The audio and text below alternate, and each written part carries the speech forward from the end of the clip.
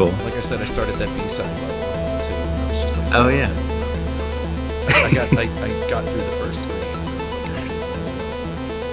and I get to the second screen, and I'm just like, man, no, Yeah. let's stuff this right. Let's dial it back to normal mode for a bit. I could have skipped. If I did the cutscenes count toward the speedrun time? No, they don't. That's what I thought. Oh, you have the on-screen speedrun timer. Let's talk a little. Yeah. And Very it goes important. down to the millisecond because people love milliseconds. Yeah. Yeah, I'm so excited for speedrunning. That's like the main thing keeping me going right now. Is How picturing did you that. see the speedrunners, the speedruns working, where people can speedrun individual levels, whole game. Yeah, I think individual levels are going to be a thing, but I think the most popular speedrun is probably going to be any percent. Just get to the end, the credits. Yeah, I wasn't gonna say nothing, but yeah, an 80% speedrun is probably like the coolest thing in the world for this game to think about. Yeah, and there's like some No cool offense to routing. And No offense to the strawberries, you know. yeah, 100% speedrun would be grueling. Like, okay, there's 100% normal mode, like you don't have to do the B-sides, would be pretty intense, but 100% like the entire game would be like probably like at least 2 hours. Like if you're playing really well, like 2 hours, and that'd be hard. That'd be a hard 2 hours. So how good has any individual speed like playtester gotten? Like who's the best player that you've ever seen? Well, the best player so far is our sound guy, Kevin. Oh, because he is a speedrunner. Yeah, and he's done the game any percent in about an hour. Shoot. Yeah. So already, but that time's not. So I got 726 for this level. That's how many? So there's 8 chapters, right? Yeah, there's 8 chapters. Well, there's seven chapters in to get to the credits. Nice. Oh, and then the 8 chapters post credits. Oh, I see how it is. So I just got that. I mean, I'm basically I'm on track to an hour. That's a joke. There's no way. So I got, what's my time here? I believe I'm on like 3. It's like 3:41 for the first level. That's pretty good. I think I think mine's like 1minute and 40 seconds for the first level. 1minute and 40 seconds. All right, what am I doing wrong right now? Like what's? Well, there's some moves you don't even know about yet that you could be doing. Oh really? Yeah, there's like a. I love like moves. It's all about moves. Yeah. You know how to have you? So wait, are these moves that the game introduces later? That, oh, for God's sake, I didn't want to die. I wanted to try to get all the way through this without dying. But yeah, if had you time to say that's what I wanted to do. If you play like all the way, like 100% the game, it'll introduce them. But most players will never get the like highest level moves introduced to them. Oh, that's very interesting. But are they available to me? They're just not introduced? Yeah, they're available to you. Yeah. Shoot. I kind of want to ask, but I also don't. Yeah, I mean, I could try to teach you one. One of the most delightful things in games is learning you how to move. Remember the Hadouken? What? I can't believe I died already. I'm gonna not bother. The best example for me is wall jumping in Super Metroid. Oh, wall jumping in Super Metroid's amazing. Yeah. That's a really good wall jump. Yeah. And just like how it was introduced and the restraint they had with it, so cool. Yeah, they don't really force you to use it anywhere aside from where they teach you to. Mm-hmm. But then they also design the spaces so that it's still useful. I love that kind of design. A minute? I need to do this in a minute. Yeah. What's your guy Kevin's time? For this, Yeah. I have a spreadsheet I can check. Let me check. Oh, you have a spreadsheet. A speed Yeah. sheet. Speed sheet, as they say in the business. That is what speedrunners call a speedrun spreadsheet. They call it a spreadsheet. Yeah.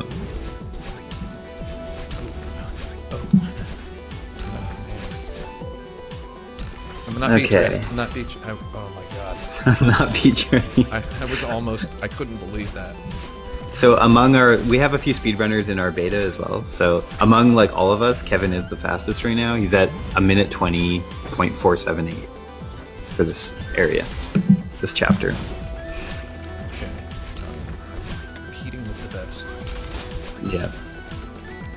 This is like Olympic Celeste. Yeah, I'm up for it. How am I doing? Oh, never mind. Don't tell me how I'm doing. Because obviously I'm supposed to do that. Actually, the moment you die to the moment you respawn, like all that time you don't have input, the timer pauses as well. So it's pretty forgiving on deaths.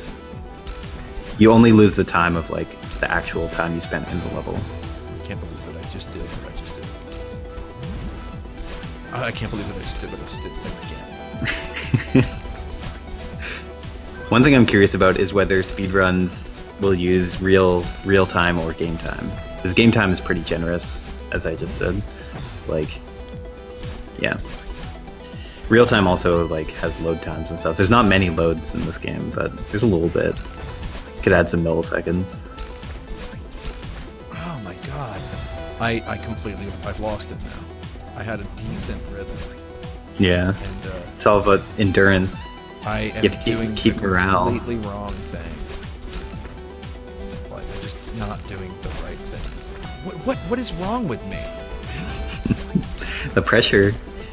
Can't handle. This is the real speed running is in your head, right? Olympic Celeste.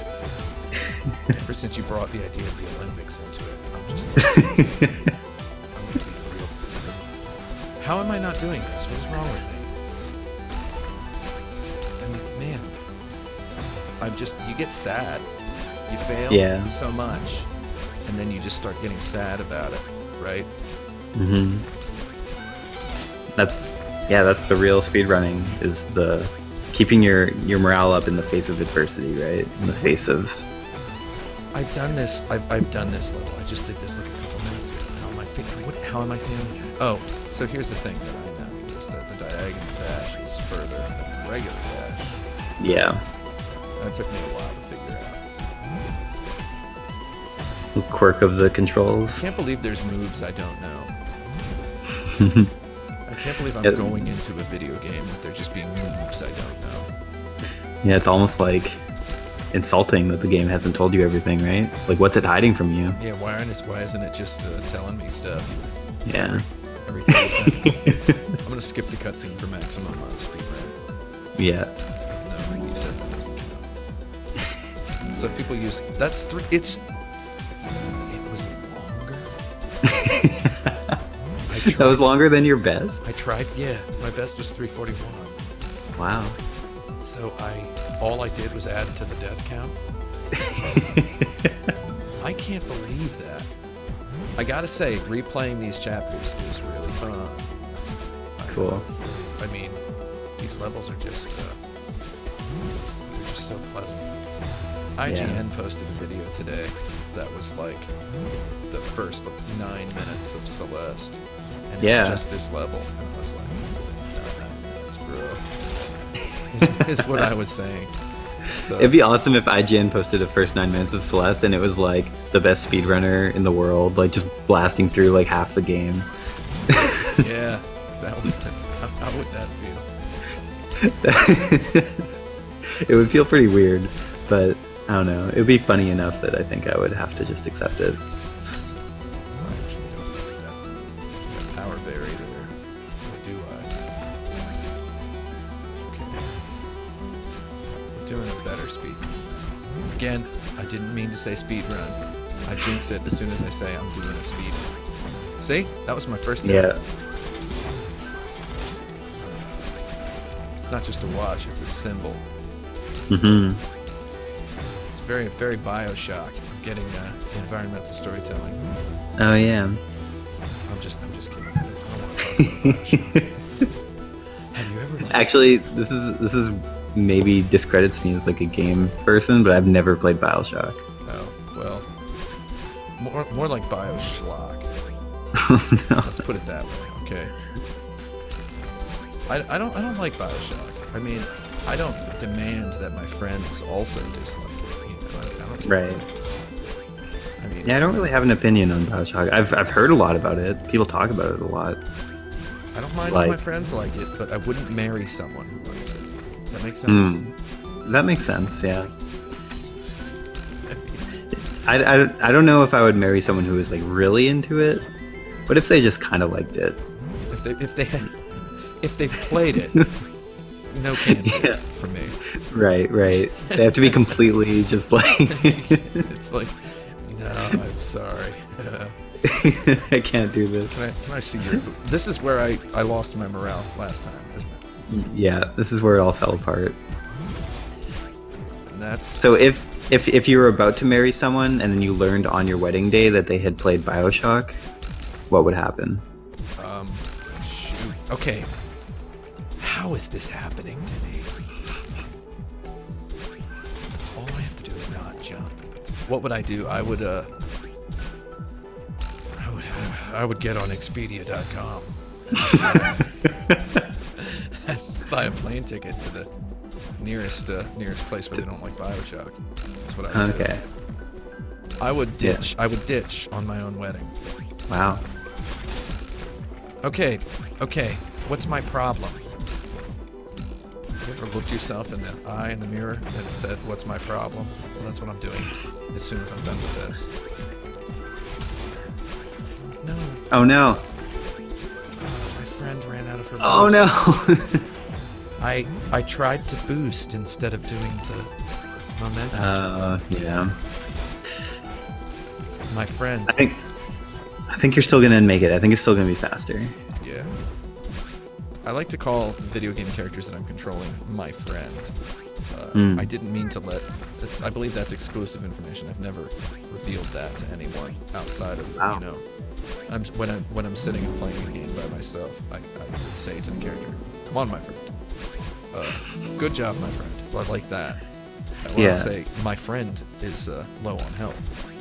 It sounds like you should be saying that with like a British accent or something. Me mate is low on health. Me mate is famished. This is 3:21. That's 20 seconds faster. Yeah, that's a big improvement.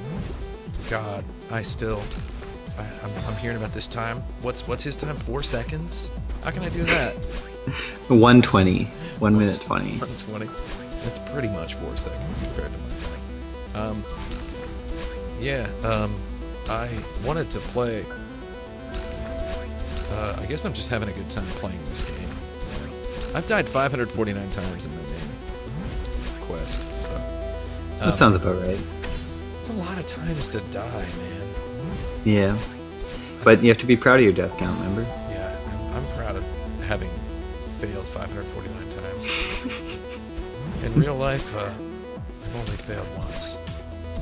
Because that's all it takes. To hit rock bottom. Yeah, I've never hit rock bottom. I'm thankful for that. But, That's good. But yeah, I'm talking all darkly here. I'm having a good time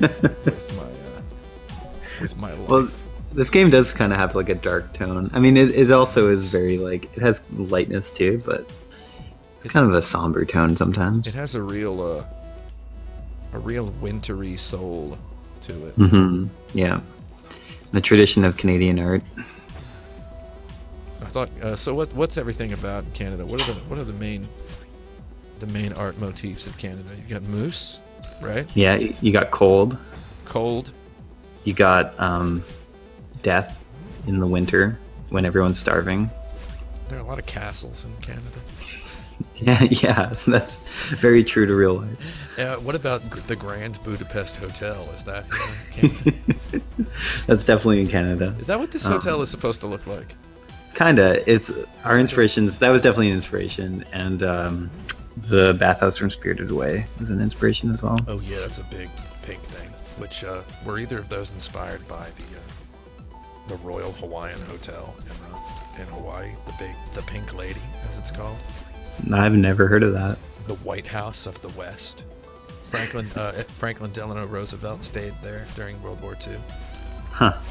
Look it Cool. up. I mean, you don't have to look it up if you don't want to. It's a huge pink hotel in Hawaii. Beautiful, beautiful hotel. If you've ever seen the film Punch Drunk Love, there's a scene there. Okay, I haven't seen that either. I'm like dropping all these references. Oh man, yeah. So you hate Batman the animated series? Yeah, I hate everything. But this was a good time. We learned a lot Yeah. about this game, and we watched me die a lot of times. Okay, so there's going to be comments that are going to be telling me I'm terrible at the game. Right. Okay? That's fine. So I need you to do me a favor. You don't have to do me a favor, but if you could just say, was I bad at this game? No, you definitely weren't. Okay. Yeah. And like I said, everyone thinks they're bad at this game, and like, yeah, you were definitely in the higher percentile of people I've seen play this game. Oh, well, that's great. So, okay, the reason I ask for that is because we're going to cut this part off and put it at the beginning of the video. So, just as our little intro, because otherwise, Gotcha. you know, I'm going to have thousands of comments telling me that this guy sucks. Get somebody who can actually play the game. Right. Right? Yeah. I mean, it's a highly technical game. It is. Yeah. It's for professionals. It's definitely for professionals. There's the whole using the right trigger to grab the wall when you're falling. It feels like it's such a facsimile of gripping something with your hand, you know? Like, it really feels like gripping something. Yeah. So I love that about it. Yeah, so it's like, do I want to slide down this wall or do I want to grip the wall? It's like these actions they get so ingrained in you while you're playing, you know? I like thinking about stick shift video games that have like a clutch feeling to them, you know, where you got to know what gear you're in at any given time. So definitely. It's like this game has a whole lot of that, and it gets that out of 3 buttons. So Sweet. Yeah. pretty good. You got your Thank gas, you, yeah. you got your clutch, and you got your brake. Your gas, clutch, and climb. Yeah, I guess jump is gas, and climb Or is dash. clutch. And brake is No, no. climb is brake, Climb dash is is brake. clutch, and jump is gas. Okay. Yeah. Yeah. Yeah, because you're popping that climb at the weirdest time. So, That was a good rhyme. yeah. Oh yeah. So, yeah, a stick shift video game. I've seen a lot of people say it's kind of like Meat Boy, and I'm like, Yeah. I mean, you know, it's a platform game where you It's superficially like Meat Boy. where you have a lot of tough challenges, but it's I feel like it's like a stick shift Meat Boy almost, and it's contemplative, you know. Hmm. Yeah. Contemplative is how you would pronounce that if you wanted to put somebody off. It's contemplative. And Meat Boy is not. Meat Boy is like more in your face kind of hard. Whereas this is like, it's a different kind of hard, I It's think. chill hard. Yeah, chill hard. Hard like the ice. Die Hard 5, chill hard. Die Hard 5. Oh man. Okay, so final question. Okay. What is your game the Dark Souls of? I think it actually is the Dark Souls of Mario. Like, Oh yeah. yeah. Yeah. I think that kind of fits. I mean, there we go. That's not bad. That's Yeah. a sound bite, right? And we're gonna that's gonna be shouted from the rooftops. Yeah. So your game is about climbing a mountain. Much like Getting Over It with Bennett Foddy, I presume that's gonna mean that this game is gonna have streams. There's gonna be people streaming it. They're gonna be streaming hope like so. crazy, and they're gonna be yelling at the screen, screaming at each other. Cursing my name. Well, it was great to have you on the show. Yeah. If this is a show. Is this a show? Why not? I think it's a show now, right? Yeah, I guess if As soon as you show someone the video, it's a show. as soon as somebody watches this, it's a show. Yeah. You, the viewer, are turning this into a show with your eyes right this moment. It's the magic of Hollywood. That's how it works. Thanks for watching, is what I'm saying to the viewers, and to you, Matt Dorson. I'm saying thanks for watching me play your video game. You're welcome. Yeah, it was in fun. in the upper percentile. Yeah, like a genius of Celeste, some would say. Oh, wonderful. I'm glad. I'm glad I'm a genius at something. And also, hey, thanks for making this video game. I'm gonna play the heck out of it. Cool. Yeah, I'm really glad you like it. I like it an extreme amount. So. Sweet. Yeah, I will complete it. Possibly tonight, since it is Friday night when we're recording. Whoa. I will probably Awesome. just scream my way through and love every minute of it. Awesome.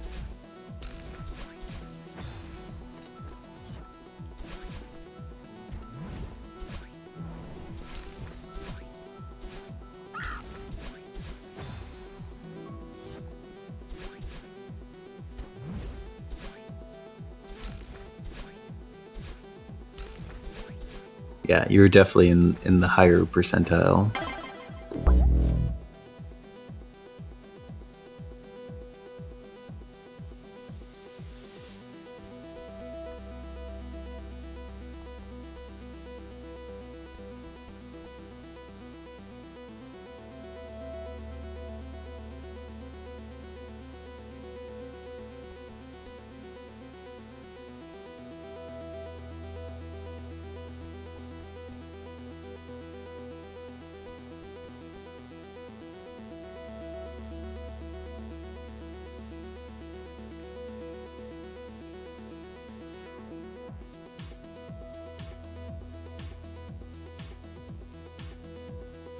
Over to the...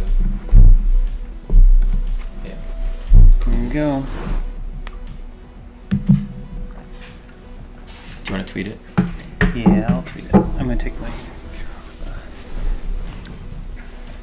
Do you want to tweet it?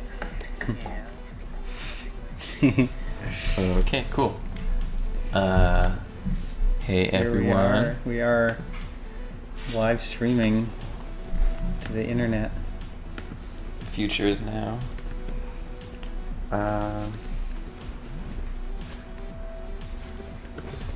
Just gonna tweet it, and then I guess we can start messing with these old builds.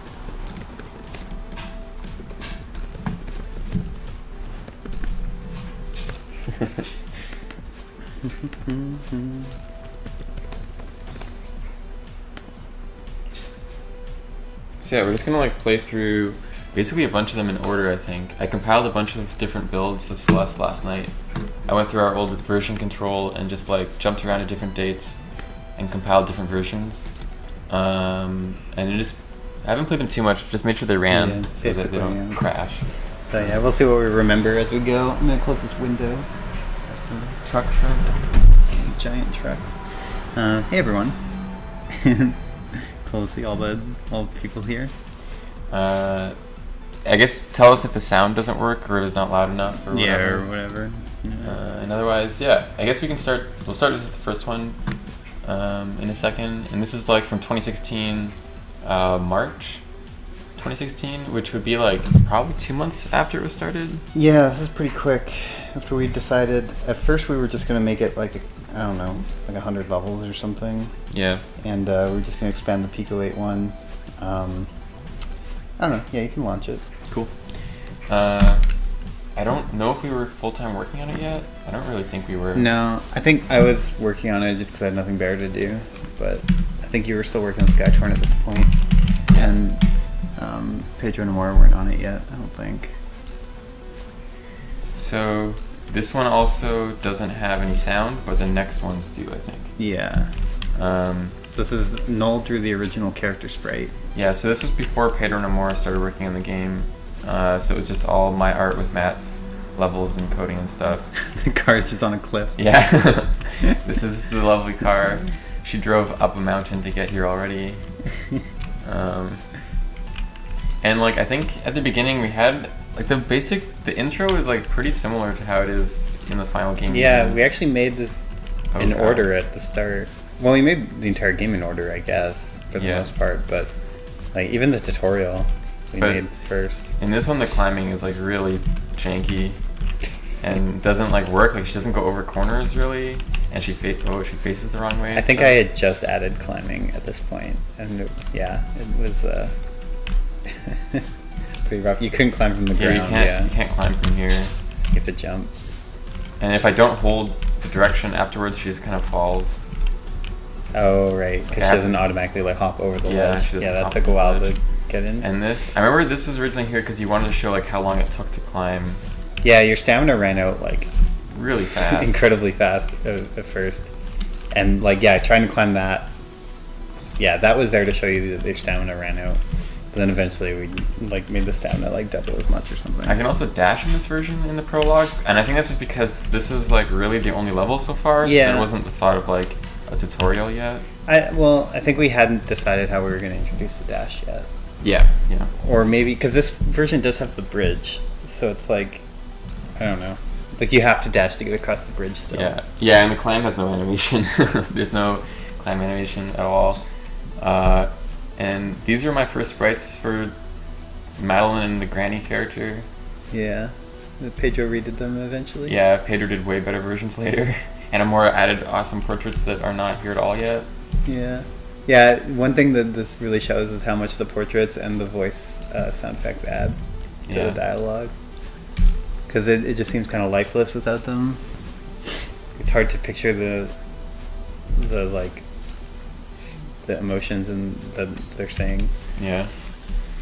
And The context or the subtext. It's hard to picture the subtext. this is the bridge. We had the idea of the bridge, I guess, but there's no bird at the end of this. Oh god, I suck. Yeah, this makes me think that we already knew how we were going to do the tutorial. We just Didn't do it yet. Because yeah, that's all there is here. There's nothing here, but there is. We did start the start of chapter 1, but Okay, yeah, a lot of stuff is different here. yeah, this is pretty different. It's like the same concept, but fairly different. Mm-hmm. Everything is kind of broken. Yeah. Springs sort of work, and strawberries actually collected in the peak weight version. You collected the strawberries and you touch them. In this version, I think you just get them. Yeah, you don't have to get them to safe ground yet. Oh my god, spikes also kill you on the sides now. No, I think that's the same. Is it the same? Yeah. Yeah. It's just very Just- jarring because there's no yeah. animation. There's nothing. And there. that level's bad. Like the spring puts you directly on the spikes. Yeah. This level is really similar still. There's a couple things where like you see how on the edges there's blank tiles. Like I hadn't come up with the design rule yet of like if there's no path there, don't make it blank. Like put a wall there. Yeah. It took me a while to do that. Yeah, because like over here, like you can't go anywhere, but it looks like you could. It looks like you can, yeah. Can I Took not- playtesting to realize that people expected those to go somewhere. It's really hard to climb. Climbing is like really not smoothed out. I think this version doesn't have Theo yet. No, this version doesn't have we're almost at the end of this Yeah. version. And yeah, these blocks moved automatically. Yeah. This made me realize that I wanted to, like, cycles are really important in this game, and like these cycles are too long, basically. Like anything that takes this long to happen, the player should have to start it instead of it being an automatic cycle. It's something I realized prototyping that. And this level doesn't exist at all anymore. Well, it It kind of does. The right side is familiar. And the idea of like a platform that moves up here with the strawberry in the top left is still kind Yeah. of there. But there's The not. strawberry's like, actually really hard to get. oh god, I don't even know. I think Can I this- try? Yeah. Or do you want to control it? Yeah. Let's see if I can do it. Release when. Oh. Yeah, this is coming out in 2020. Oh god. I don't think you would get momentum yet from your jumps. No, you really don't. But yeah, you can cheese it because you just get the strawberry and then you don't, like, you can just die. So Oh, it's yeah. not actually that hard. I think this is the end. I don't think there's anything after Oh, this. it's really weird. Like, you can only jump away from walls. You can't jump up walls. Yeah, the climbing is like really finicky. And I Oh, think that's it? That's it. And there's no other levels. I don't think. I don't know how to even check if there's other levels. Yeah, so this is like 2 months into development. This is what we had, I think.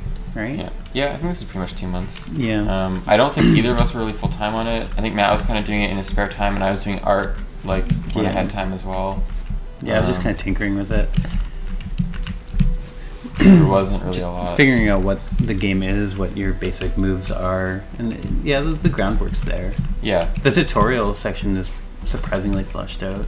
Yeah. The prologue is almost the same, just with Mhm. like nicer art and like Yeah, stuff. the dialogue, I guess we went through the dialogue pretty quick, but the dialogue is actually pretty similar to the final dialogue. Yeah. Just like fine tuned. Okay, so that's that one. That's March of 2016. Okay. Let me see if anyone's saying anything. Oh, hey, Kirk's here. Hey, Kirk. And Kai's on. Hey, guys. Sweet. And Colin. Wow, lots of people. Hey, everyone. Cool. Thanks for coming.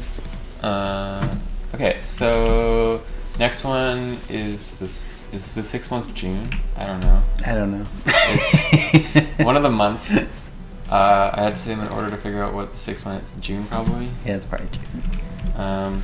So this is looking pretty similar to what we just played, just like slightly nicer. Other sound? Is there sound? Let me turn it up a little bit so I can hear it too. Oh Oh yeah. These are my placeholder sounds. We always knew we would get a power up to come in and do sounds. Oh, the car is actually, you can jump on it now. Jump on it now. And it's in a like a realistic location. So this is, yeah, this is actually really getting close to what is a climb animation now. Yeah. This is getting a lot closer. Is there a room up there? Oh yeah, we should say spoilers. Like, if you're worried about spoilers, we're gonna spoil a bunch of stuff probably.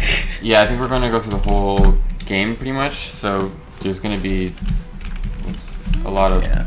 I just died. A lot of stuff. I'll see if I can go up there. Yeah. Ooh, I can't dash. You're right. I can do it.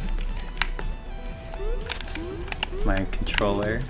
Oh, whoa! Yeah, you can't dash. I forgot about that. Yeah, that's like the normal game. We're just terrible. Oh wait, you can't go up here because this ledge is different. Oh yeah. I remember at some point a tester, or maybe it was you, was think it was like, "It'd be me. cool if you could go up there," and we're like, "Yeah, And we yeah, had it birds would and be." stuff. Yeah, you can play. I don't care. My fingers are just on all the wrong keys. Okay, so the bird's still here now. So this is getting pretty close. Like we changed all the UI at some point. We changed it to be like high res art instead of pixel art for everything. Oh, this is an interesting thing. Is Madeline? Oh yeah. Madeline has stamina like normal, but she also has like to catch her breath. So if you run out of stamina, you can't move for a while. She has to like sit there and flash red for a bit. Which is like, I was kind of thinking that would be interesting because if you like land, like if you're out of stamina and you have to pick where to land, you like couldn't land on like a crumbling platform because you would fall and die. It's like what I was thinking, but it ended up just being annoying. Yeah. It was in there for a long time though. It kept getting shorter and shorter. Yeah. The time she had to catch her breath for. Yeah, and eventually we were just like, nah, it's just bad. Let's just take it out. Those sounds. Yeah, the dialogue sounds are the worst by far. I mean, none of the sounds are that great, but we just find it important to put in sounds in our prototypes for the feedback, just to make sure. Like when you're testing something, if there's no sound, it's a lot harder for people to feel the feedback of things. What's going on with the background? I guess it like there's a lot of holes in the background in the tile set. But and the trees are like not drawn as nicely as they are now. Like Pedro like went in and like redid all the trees. Yeah. Jeez, that dialogue sound. Yeah, it's tough. That's bad. Oh, she has the ha ha ha now. Jumper intermediate. And the bridge is here. Oh yeah, and that's the final sprites. Yeah, these are unchanged. Our particle effects got a lot better. Yeah. At some point we instated a rule where particles can't just be rectangles. Like, if a particle is just like a solid color rectangle, we have to replace it with either a sprite or a single pixel. And there's a really old Celeste title image. Oh yeah. This might have the map in it? No, okay, it doesn't. I'm really excited for the old map to show up. Yeah, the old map is pretty cool. This level is looking a lot closer now. I think this entire chapter is... It has placeholder music. I did this music. Oh yeah. I just like making music. I kind of, at the start I was like, maybe I'll try to make the music for this game, but part of me always knew I wouldn't be able to. But I'm really glad we got Lena, of course. Her music's incredible. But it was fun doing placeholder stuff for a bit. These things are actually basically the same now. They just like look better. I kind of want to try playing the next chapter because this chapter is actually going to be pretty similar to what it is now. It's missing a lot of stuff, but it's like, missing a lot of visuals, obviously. Yeah. And the. Do you get momentum off those? I think it has to be. I think the window's like way. Yeah, the window's just like really. It just doesn't small. have grace time after. So Yeah. as long as you jump before it stops, you're fine. I added grace time after, like, quite a bit later, I think. The springs are like half as big. Yeah. A lot of little differences right now. Yeah, that's not a flying strawberry anymore. Yeah. Yeah, so I guess this area, like, we were playtesting it a lot, even this early. Yeah, this is going through a lot of iterations a little bit. Yeah, so that's why it's pretty similar to, like, even we continued to playtest the first chapter throughout pretty much all of development. So like, it even had like small changes happening near the end, but all the big stuff was pretty early on. It's a lot less forgiving in terms of the inputs are like. Yeah, just windows for everything got bigger as we went. It's kind of like when you're trying to make a hard game. It's like at first your instinct is to make all the windows small because you want to make the game hard, but then you start finding other ways to add difficulty that aren't as punishing as development goes on. Yeah, the idea for all these levels is pretty similar. There's like really subtle changes. Yeah, like the way you get in that secret. Yeah, the secret's different. Yeah, the general like concept of each level is the same. This way before you had to go like around this way to get back up.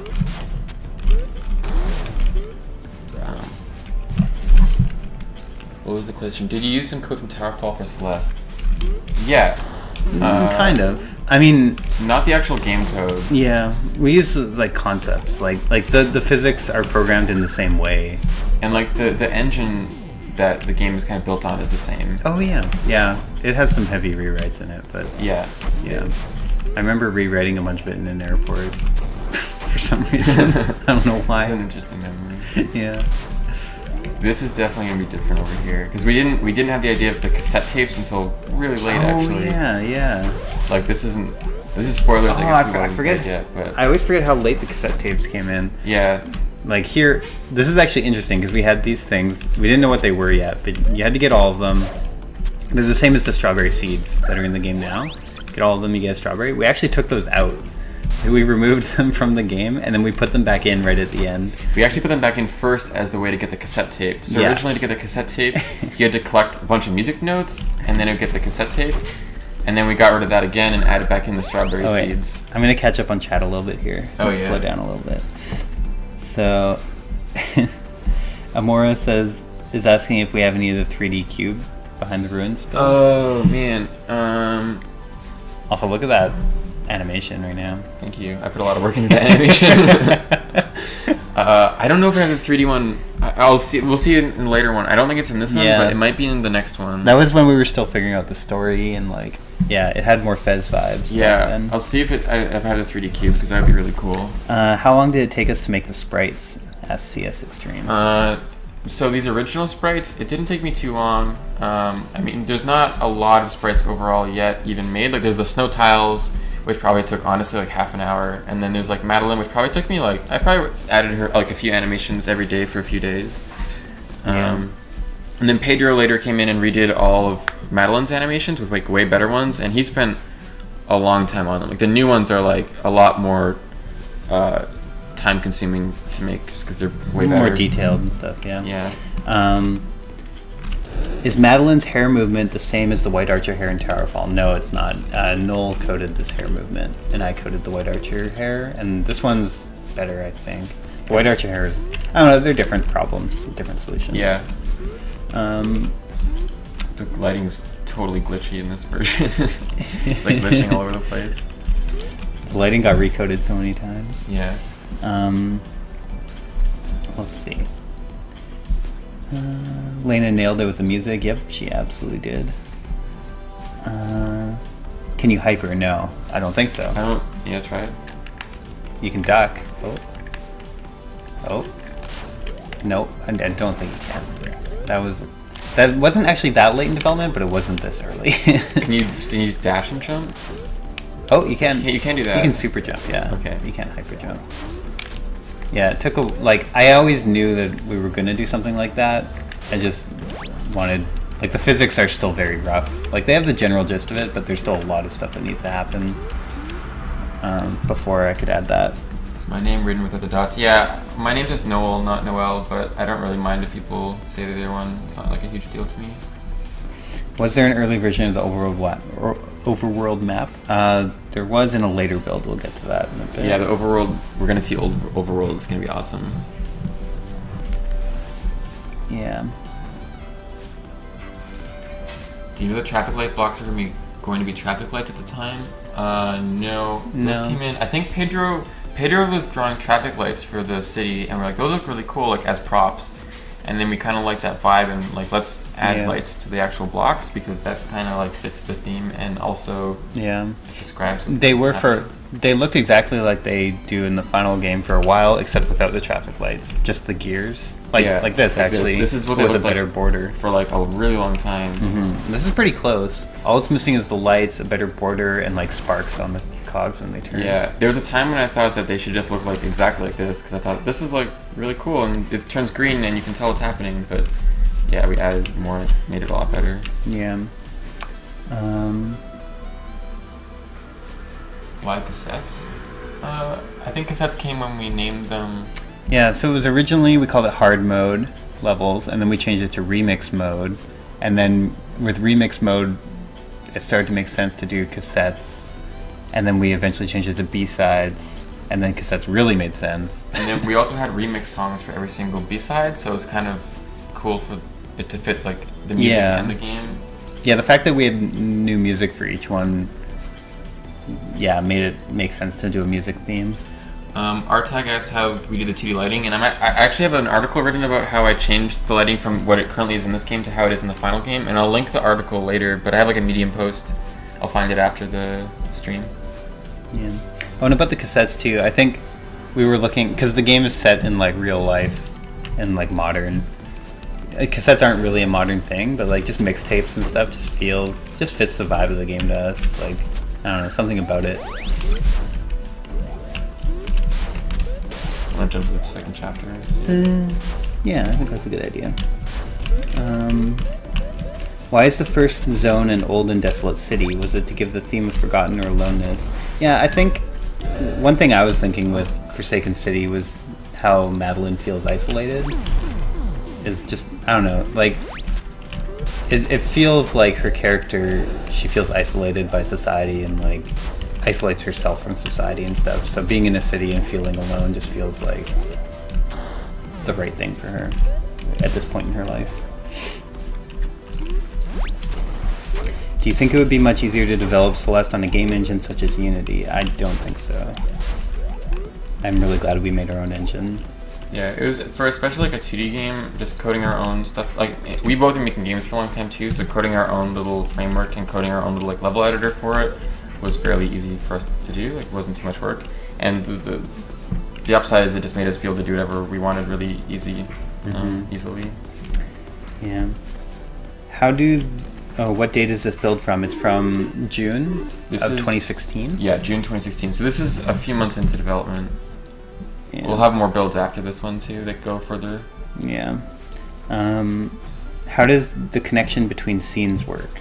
So when you go from level to level, basically we're loading the entire tile map for the entire chapter all at once. So like the grid of like solids, what's solid and what's not, and what image each tile has.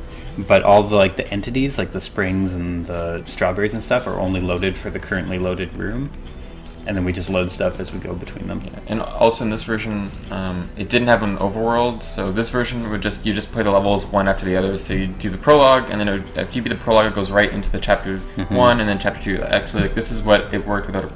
I'm about to do right now without an overworld. Is it would just show oh, you completed the area. Here's how many strawberries you got, and then I hit A or whatever, and it goes into the next one directly. Yeah. What do you think a game like Jumper would be like if you made it today? I think it would be Celeste.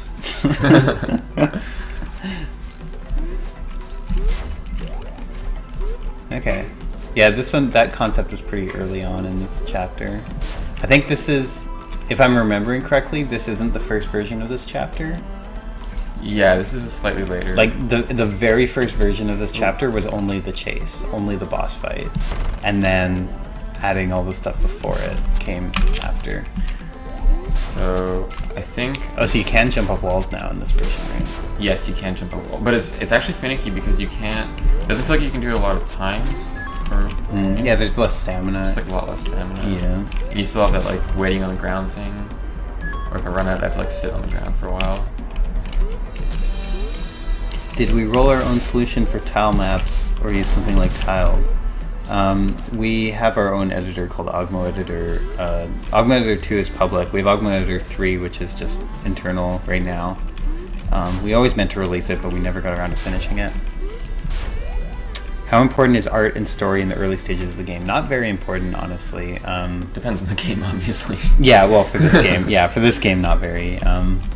But the story became the center of the game as the further we got in development.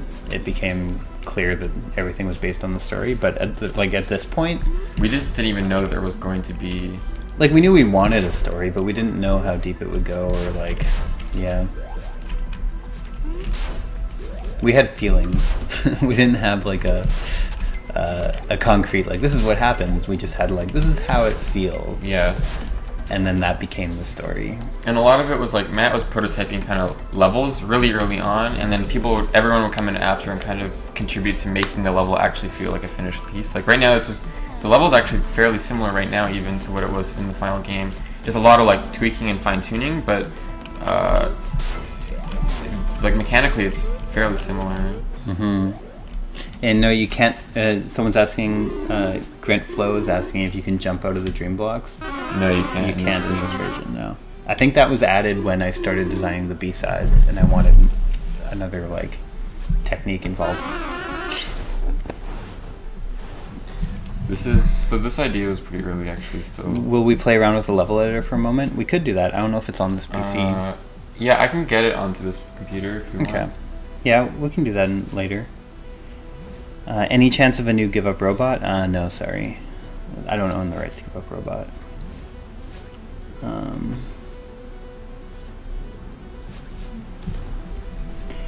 Fun to have. Thanks for doing the stream. Fun to have you two here. How did you two realize that you were a good team together and wanted to make games together?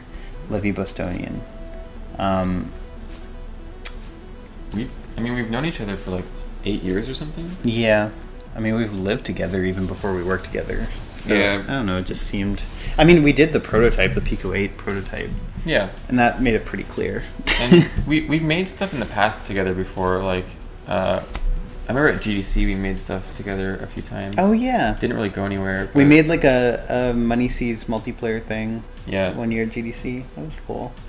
Yeah, I don't know. We just kind of... It just kind of happened. Yeah, we were roommates. Like, well, Matt made Towerfall, I was making other stuff, and I don't know. Like, I guess it was just you hang out all the time and just talk about game ideas and stuff. Yeah, so it just happened. Kind of like it gradually happened. Do you consider a bad idea to compose music in the very early stages of development, since it should mirror the feeling of the final level designs and such? Yeah, I mean, I guess. Like, I was doing placeholder music knowing that it probably wouldn't be the final music. So I was mostly just doing it for fun, to be honest. And also to just kind of like I'm not doing the graphics for Celeste, really. I'm just doing... I quit it back. I'm just doing, like, level design and... story stuff. So having the music, like being able to like put in placeholder music, was just another way to communicate with the team, like the feelings I was going for. So I found it useful in that way. But yeah, the music was never really intended to be the final music for the game. We like for a long time we didn't know, like we didn't have a full team either, so we weren't sure who was going to be doing. I mean, if Celeste ended up being like a $5 game with like 80 levels, then maybe it would make sense for me to do the music, right? Yeah. But it grew into this like huge epic, like personal story thing that was like, okay, it became obvious that I wasn't capable of composing music that could live up to that. At least not yet. I want to do the resort as well while we're here. This whole version of the resort. Yeah. I already went through the dream a little Is there Bloom on there already? There's some Bloom, I think. I really like messing with, apparently, post effects before the game even has any graphics.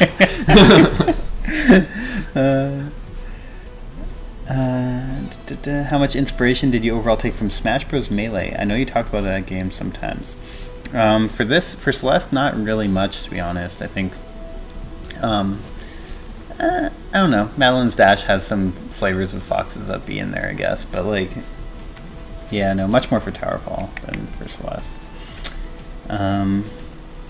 What are you guys spending your time on these days? Towerfall ports, Celeste updates, new stuff? All of the above. I guess we can just leave it at that. Yeah. Towerfall for Switch will hopefully be coming out pretty soon. We'll talk about it more when we have concrete details. But we're doing some new surprise stuff for it that I don't want to talk about yet, but new exclusive stuff. So even if there's no point, would you guys consider releasing these builds of the game? LOL. I mean... Sarcastic. That's a good username. That is good. I mean, I'm not like super opposed to it, but they're also like... I mean, they're not... There's honestly not much there. There's not that much to see. Yeah. Like when you say there's no point, like there really is no point. Yeah. Like the value is in us commentating over it, I think, not in playing it. Yeah, it's just kind of like a worse version of the game that we released. But without the context of stuff, it's not much. One thing I'm always worried about, like with releasing like half-finished stuff, when you have a finished thing out, is that if people see it and are like, "Is this what Celeste actually is?"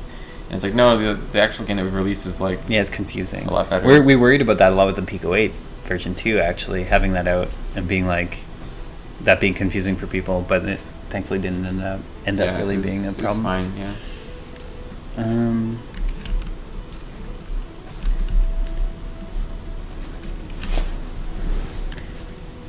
How does her hair work? It's kind of like a bunch of it's a list of points, and each point follows the next point, and each point draws a circle that gets slightly smaller, and then it just has like they try to move downwards all the time, but they also try to follow the other one. So it's kind of like fake gravity. Yeah.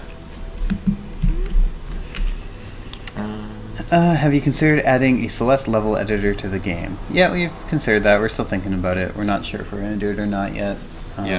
We think it would be really cool, but we're not sure. There's also some modders who are working on stuff right now who made their own level editor and their own tools to load them, which is really cool. It's called it's the modding community's Everest API, and you can check that out if you want to like try messing with that a bit. Yeah. I kind of want to show some of the resort. Yeah. We don't have like this is the resort level, like the Celestial Chapter 3. Chapter 3. Yeah. But it's really this does not have very many levels of it yet, and like the mechanics are really different. Yeah, the mechanics weren't ironed out yet. So this was a kill you unless you're dashing, right? Yeah. Or is it they kill you unless you don't have your dash? I think if your hair is blue, they don't kill you. Okay, so if you've used your dash, they don't kill you. And that was like, that was like the sole mechanic for Chapter 3 at the beginning. Yeah, and this strawberry is actually the same in the final game, like the way to get it. Yeah, it's like up to the left more now. Yeah, but having it in the main path proved to be annoying for people. Yeah, they get fixated on it, and it was confusing. But yeah, this is actually like that geometry is in the final game as well. It's just replaced this obstacle with the actual obstacle that ended up in the game. There's no key or anything. And we knew it was going to be a resort of some kind because it already had like the building structure. It just has the wrong graphics, but like there's the bridge here, and there's like you're going into the building. I was just like blocking out a building, even though we didn't have graphics. And these things are kind of the same now, except the interesting stuff is that you can dash through them. Because they're blue. That was going to be like a unifying element of this chapter. Is that every danger you can dash, you can not be hurt by it if your hair is blue. But that ended up being scrapped completely. Does the hair have physics? The hair is like pretend physics. They're like it's like made up hand coded. They're not like real like game engine physics. Yeah, they're just or physics engine. Yeah, they're just me coding points that follow each other. Yeah. I'm curious. I'm going to take control here for a second. Yeah. Curious if the secret is here. Oh, it is. Oh, but it doesn't go anywhere. I was like, there should be a secret there, but I didn't know what yet. This room is actually pretty much the same. All physics are pretend physics. That's true. There's a strawberry up here.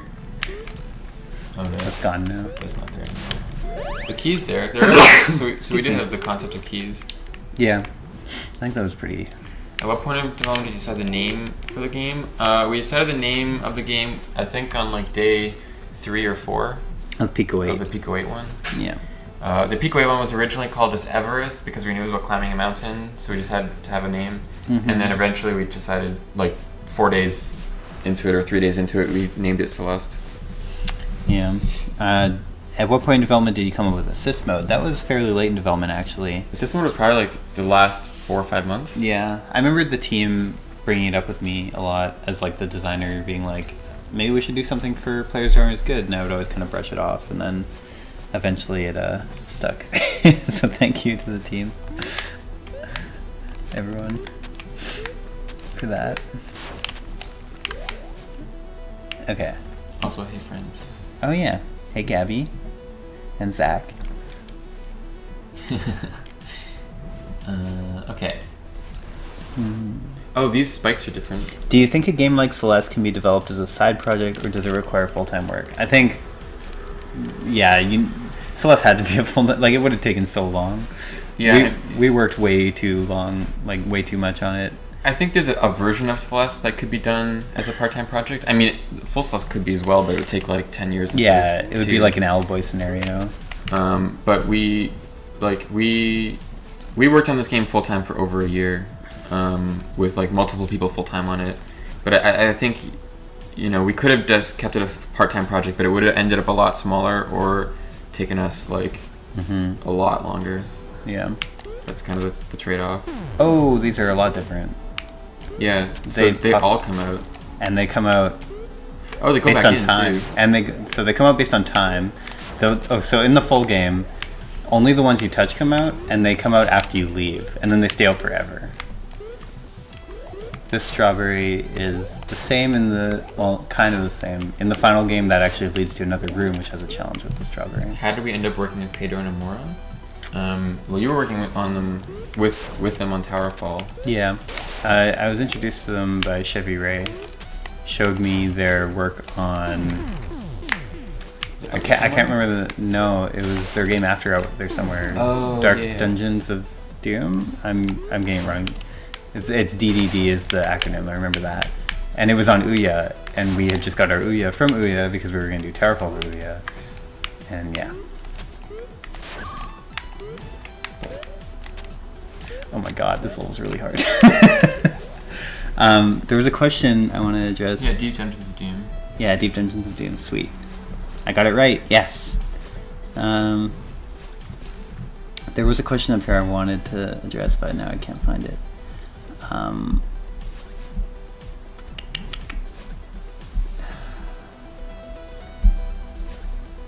Oh, what's the main reason you made discard that kills you unless your hair is blue mechanic? Yeah, so we replaced these with the Dust creatures. The dust creatures that move. There's a couple reasons. I think one of them was that these feel too rigid. Like in Celeste, I like it when there's multiple ways to get through things, and these feel like they really restrict that.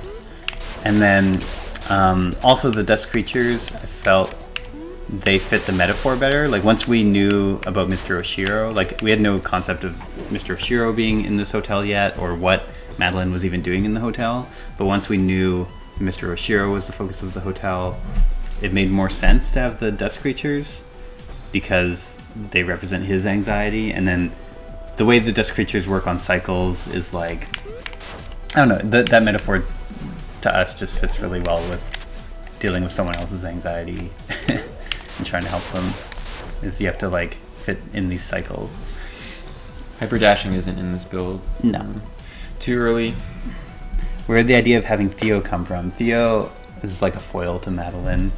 Like as Madeline developed as like in her character is kind of like down on herself and dark, we wanted like a more positive, upbeat character to be a foil to her. Originally he grew out of that eventually, but originally he wasn't that important either. Yeah. He became much more important as we worked in the game. Yeah. Because originally he was going to be a hiker that you could just talk to optionally through the entire game. And we changed that and we scrapped that. We're like, no, he's like way too important, and you have to like, he's actually like a huge part of the story. Yeah. It was as soon as we came up with the idea of him being stuck in the temple and you had to rescue him in chapter 5, then we were like, okay, he's too important to be optional in every other chapter. So we went back and sort of made him, he's still optional in the first chapter in the final game. And the second chapter, actually. And the second chapter. But in the second chapter, he's like, whoa, Yeah. In the second chapter, he's like really obvious. Yeah. We made him a lot more obvious at that point. So these things fall a lot faster. And the fact that you get... Oh, that's another thing. So in the final game, if you try to hop up onto a ledge of spikes, it doesn't let you. Whereas here, it just goes, oh, and kills you. Yeah. You can dash through these things, though. Oh, I can, yeah. Okay. So, wow. There's just a lot of like quality of life improvements that are specifically obvious on this screen that make the screen a lot harder not having them. But a lot of these screens are like really similar to how they ended up, actually. Is that gonna fall? No. Pedro, I do not like that recovery mechanic. Yeah, no, it's really bad. I'm glad we got rid of it. You get stuck for so long on the ground. How early in development did you plan on the juicy graphic, feel, or effects of the game? I think like we always knew that we were going to do a lot more work on the graphics. Like this, we weren't planning on this being the final graphics at all. But yeah, this was me just like at the very start of the game, I went way ahead of everyone else because everyone else had other projects. So I was just like blocking out levels into chapter 3 with chapter 1 and prologue graphics, basically. Yeah, so we always knew that we were going to get a lot better graphics and a lot juicier graphics, but yeah, we just hadn't done it yet. And also Pedro and Nomura, I don't think they're working on the game at this point yet. And once they came in, they started doing a lot more like good graphical work that like improved it a lot. Yeah. Well, this one's just free now. In the final game, there's a challenge in there. Hey, TGH. Yeah, you can't wave dash at all. I just tried it.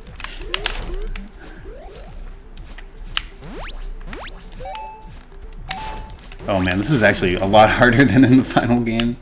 Replaced a lot of these spikes with the tentacle things. Oh man, this is actually really hard. Yeah, the game, like Matt was saying earlier, basically everything got bigger windows and just like we opted for like making the game feel better. Look how fast these things fall. They have like the max. So in the final game, they fall this fast if you're ducking on them. Oh, they just like fall really... Oh, yeah.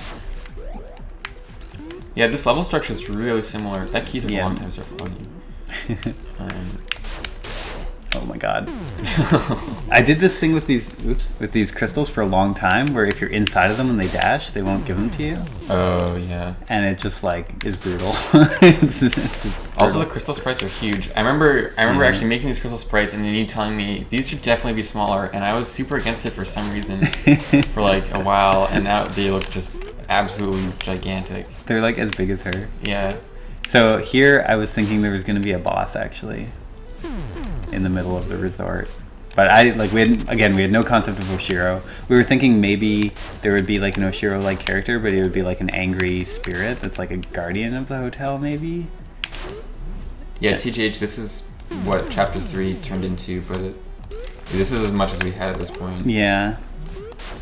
So yeah, I was kind of thinking he'd be a recurring boss that you'd fight like multiple times. But yeah, I'm really glad we ended up with that. I remember we had like a session where we brainstormed because we were stuck on the resort for a long time on like what happens in the resort, like what's the story of the resort. Like we just for a long time we were flailing, and then one night Noel and I just like sat down and hashed it out and came up with the cleaning idea and stuff. Yeah, that's when it started really taking shape. Yeah, this is the huge mess room, or like what eventually becomes a huge mess room. Yeah. Someone also asked... These rotating platforms aren't even in the game anymore. Yeah, no. Like anywhere. Why did you make it possible to refill the dash without using a dash crystal in the final game? It's not possible in the air anywhere. It's only possible if you dash along the ground and jump after your dash refills. So when you dash in the game, it takes a little while for your dash to be able to refill. So if you dash along the ground, it'll refill. So basically what speedrunners do is they actually dash along the ground or close to on the ground, and they jump after their dash refills, which makes it feel like they get a second dash. Originally, I think that was a bug, I want to say, and then I think we like made the window easier later on so that it was a bigger window because we liked the speedrun implications of it. But yeah, it's not actually refilling anywhere. It's refilling because you get it back from being on the ground before you jump. I think super wall jumping is in, but it's like not as good. It like pushes you really far away from the wall. Okay, I think this build's pretty much done. Cool. Yeah. On to the next How one. did you know what you had was enough to begin with, especially mechanics-wise? Trying to balance that feeling that more was needed. That's a tough question. That's like, I think in general, fun is simpler than you think it is when you're designing a game. Like, the things that are fun about your game are usually small things, if that makes sense. And so, like, we're always trying to find like the simplest version of something that's fun. And I guess playtesting is really the answer, though, of like, yeah, just playing it with people and like observing them and seeing what's fun about your game, and then like minimizing down to that core, and then building up from there. I hope that answers that question. That's a tough question. How do you get the game looking pixel perfect? We just render to, like, we create a texture that is the size of the game we want. So in this case, 320 by 180. And then we render everything to that small texture and then scale that texture up. And that's like the easiest way to get pixel perfect stuff. It just will always, because the texture doesn't have any more information than the size it is. So if you just render to that and scale up, you get pixel perfectness. I think it's possible to refill Dash with Dash Crystal while not actually consuming the Dash Crystal. No, that shouldn't be possible. Yeah, if that's possible, That's a bug. Yeah. Is there anything you really wanted to put in the game but couldn't find a spot for? Honestly, not really. I mean, like anything that we couldn't find a spot for, like, evolved into something else. Or got cut. Yeah, it just got cut, but then like the idea of it sort of lived on. Yeah. The spirit of it. I think this game, one thing with this game is we ended up, originally it was going to be a lot smaller, but as we worked on it, we kept finding more things we wanted to do with it, and so it got a lot larger. I think the game, the size that it is basically the size, like the most we could explore with these ideas that we had at the time. Look at her when she fast falls. Oh yeah, her hair stays. I fixed this really late. Her hair doesn't scale, so her head just looks tiny and the hair looks gigantic. And that was in, I think I fixed that in the latest build, but like that was in there really late into the game. Cool. I forget what I was saying a second ago. While you're in okay, let's load up the next build. Okay, yeah. Even if we're answering questions. So that was June 2016. So this is now 6 months later. This is New Year's Day. Yep. I don't know. I just we were working on New Year's Day. Yeah, we got commits on New Year's Day. Nice. That's my birthday, actually. I was working on my birthday. Nice. Ooh. Okay, wait. I'm gonna full screen this if I can. Man, the logo got so much better. Okay. Nice. This one's cool because this one has a map. I'm really excited for this map. I want to look at the credits first. There's It nothing. doesn't do anything. What options? Oh, we actually have options now. So This reminds me a lot of the early Towerfall builds. Wait, it said full screen off. That's because I did it. Oh, okay. It doesn't understand. Okay, begin or let's go debug probably, right? Yeah, debug. Yeah. Oh shit. So this is our first map, which is actually pretty similar to the N1, but just the N1 got way, way better because Gabby joined. Because Gabby joined and made it pretty. And also we stopped trying to make it low res. Like here it's pixel snap to the same. We had like the constraint of everything being the same resolution as gameplay for a long time, and then eventually we were like, actually the game would look way better if we dropped that constraint. Yeah, so then Gabby came in and did a way better mountain, and Sven came in and made the lighting all pretty. Yeah. You should select one and see what it looks like, because the menu is way different. Oh, cool. It has like the same concept of the tiles flipping. Yeah. There's like particles on it too. That's cool. Yeah. Normal mode and hard mode. Oh man, let's see what the B-sides look like. Oh, whoa. A lot of these levels are actually going to be in there. Yeah. Okay, wait. No, yeah, we should start with B-sides. Let's do that. I bet the B-sides are going to be pretty similar. Is there music? Yep. This is Lena's in there, yeah. first song. So by this time we'd started working with her. And Pedro was in here too. Yeah, obviously. Pedro. Yeah, the sprites brand new, so Pedro replaced the sprites, and started working on new tiles. I turned down this. Yeah, that's cool. I just wanted to. Yeah. Oh, you have so little stamina in this build. So this is a year before release. So we had 1 more year still working on it from this point. This is a year. This is a year before release. Yeah, this is 1 year. Holy shit! I think if we check out later chapters, it'll become And we very did obvious. so much that year. Yeah, this chapter is pretty dang, or this B-side is pretty. Yeah, similar. this is like pretty much final stuff.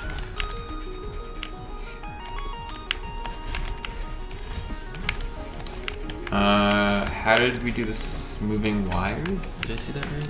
How did you guys? Oh, the wires that are like in the wind in the background. Oh yeah, those Oh, we have these flags for checkpoints. Oh yeah. Sorry to interrupt you. No, that's fine. The wires are just like a line drawn with a Bezier curve. A Bezier curve is just like a mathematical way to draw a curved line. And then it was on a sine wave, so the anchor point of the Bezier curve would just move up and down. So there's like no physics or anything, it's just faked.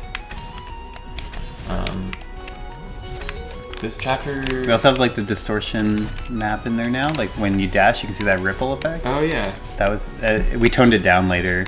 Like when we first added it, we were like, yeah, distort everything, and then later we kind of toned it all down. How do we pay our bills? Well, Towerfall. yeah, Towerfall. Matt was living off Towerfall, and I was doing website contract work for a while, and then later And then I was just Matt paying started you paying from me to work Towerfall money. on Yeah. Celeste.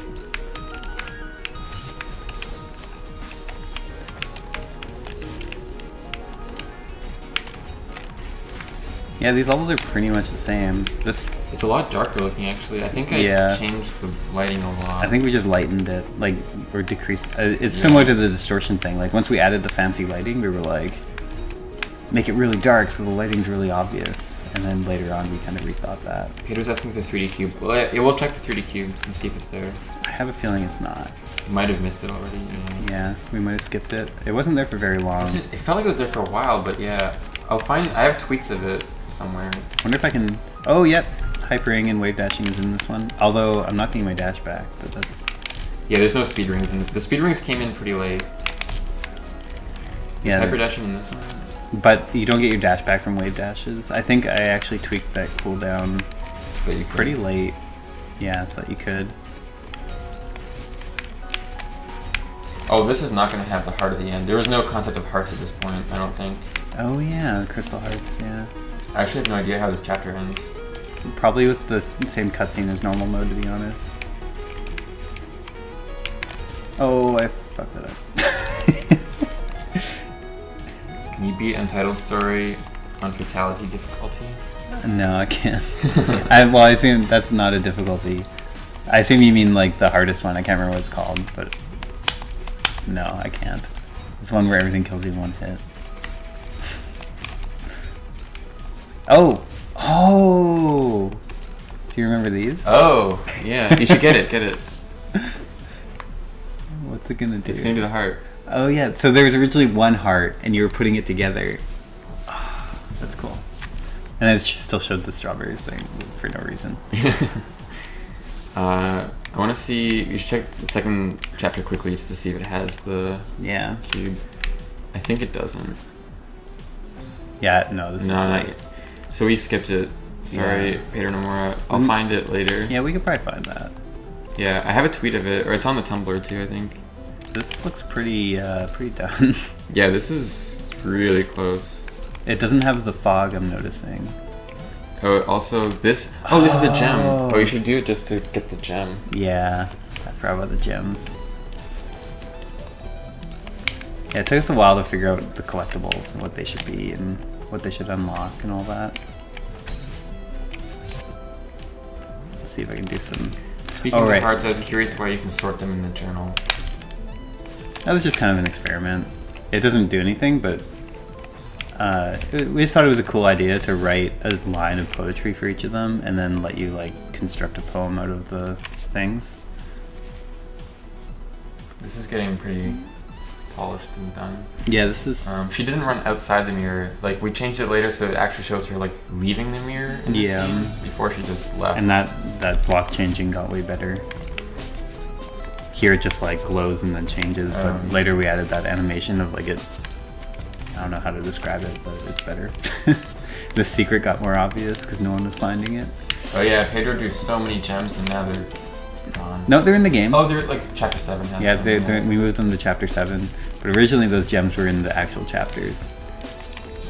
Yeah, the strawberry seeds weren't in the game. So they were originally, then we removed them and replaced them with these, which are the gems, and these unlock hard mode, I think, was the idea. Doing hard mode. And then we changed these to music notes that form a cassette, which unlocks hard mode. And then we took out the music notes and just had cassettes, and with the rhythm levels, pretty late we added the rhythm levels. And then after we did that, we put the strawberry seeds back in, which give you strawberries. Yeah. So it was a pretty roundabout way of getting to the final design. Can you hit start? I want to see the menu. Okay, so it's just everything was pixel art still. Yeah, everything was still pixel art. We should find some. Oh, we should go to the dialogue because I want to see Amora's portraits. Oh yeah, pixely form. I think they're pixely. Yeah. So for a long time, the UI was all pixel art, and eventually we redid it all. Wait, first I'm gonna see what's over here. Oh, yeah. Is there gonna be anything up there? I don't know. Oh, there's something up here. Oh, I don't know. I'll make it. Oh. I have no idea what's up here. Yeah, I have no idea either. Oh, it's probably another. Oh, might be the. Yeah, we planned for 16 of these. So yeah, every single heart was replaced by a piece of this heart. There's also a thing in chapter 3 that doesn't exist in the game, and to this chapter actually, that doesn't exist in the game at all anymore, which is the journal. Oh right, the journal entries. We can show it even though we don't have any text. Yeah, I don't even know where it. Oh, I know where it is. I know where one is in the chapter 3. I know where this one is. Do we use Git? I use Git for almost all my website work. We used Mercurial for this game. Yeah, we'll probably switch to Git though. Yeah, here's the pixely portraits. Oh, I'm so glad we switched to high res. Yeah. Why did you decide to change the font from pixel art to vector? We made it vector art for a lot of reasons. One is like readability was way nicer. We liked how it looked a lot more. We liked the portraits being high res because Amora drew these awesome high res portraits. We also, for translation, it made translation a lot easier, especially translating to like non-Latin languages. Getting pixel art fonts working would be really annoying. So it's just like, it made it a lot easier, it made it easier to read, and we ended up liking how it looked more. This dialogue got way better.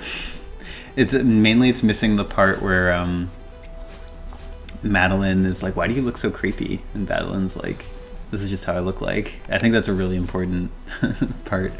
Because right now it just feels like Madeline is just antagonizing you for no reason, and it's not a two-way relationship.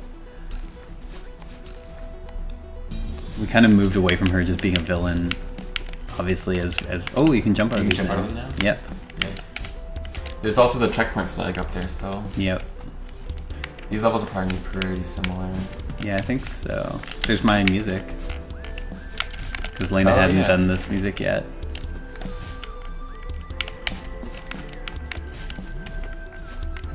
So this one especially is like, her music's so much better that it's like kind of funny. Matt made this music. Yeah, it like never intended to be final. I just like making music and wanted some placeholder stuff to help convey the vibe. Lena made the final music. Yeah. Yeah, none of my music is actually in the game.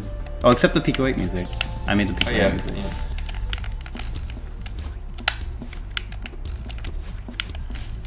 ET on level editor.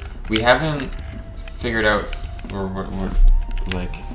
Oh, yeah, we don't even know. ETA doesn't really make sense because we don't even know if we're going to do it yet. Yeah, we haven't figured out like how we'll make it or if we'll make it or when it would happen at all yet. Yeah.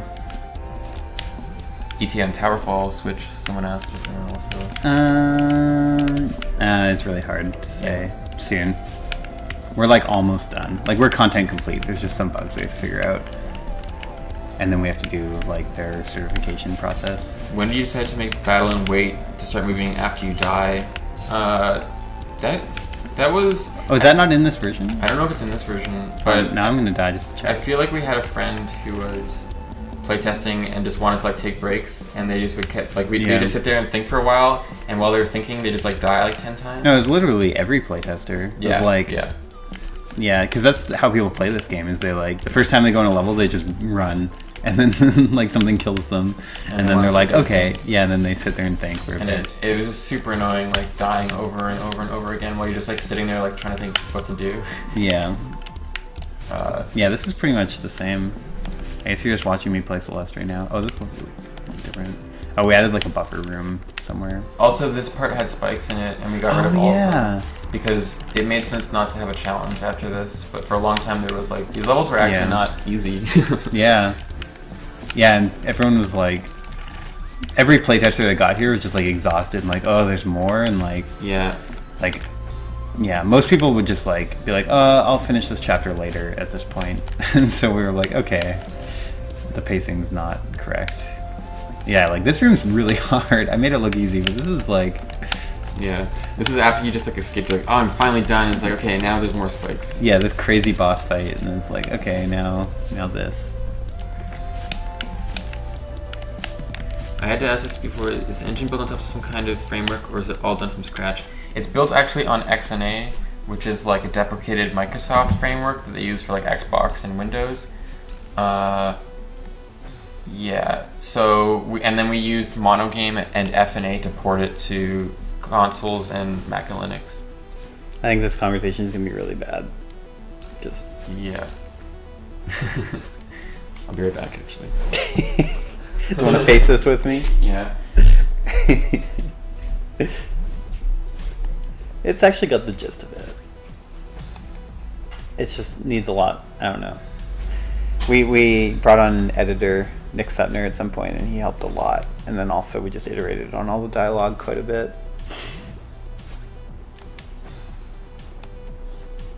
Yeah, actually, this is pretty similar.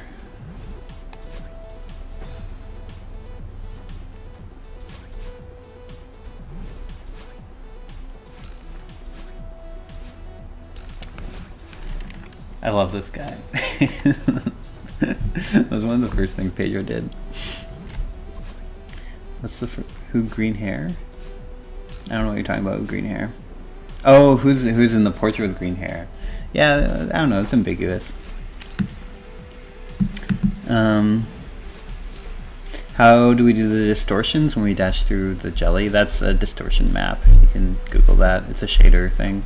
Yeah, it's yeah. Yeah, you can take over. I want to see if Theo's definitely in this one now. Oh yeah. It's the checkpoint thing. What decided? Why we decided to give them the voices? That was Kevin, and like, it's kind of an evolution of his voices for Towerfall, and I think he's just interested in that kind of stuff and like conveying emotion through synthesized voices and stuff, and yeah. We wanted more ways to express the characters too. Yeah, yeah. So like when he suggested it, we were all over it too.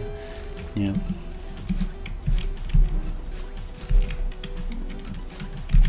I actually want to see.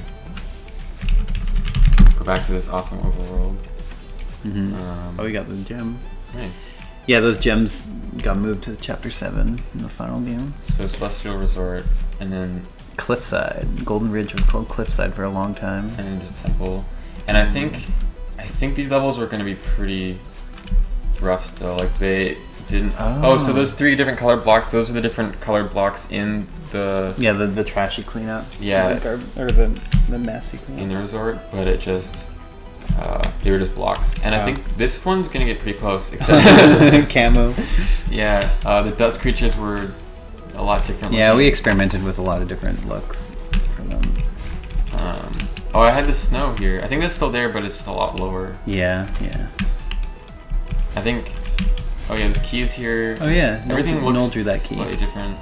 Yeah, I do this key and this door, but Pedro redid them way better with awesome animations. Oh, there's still no Oshiro.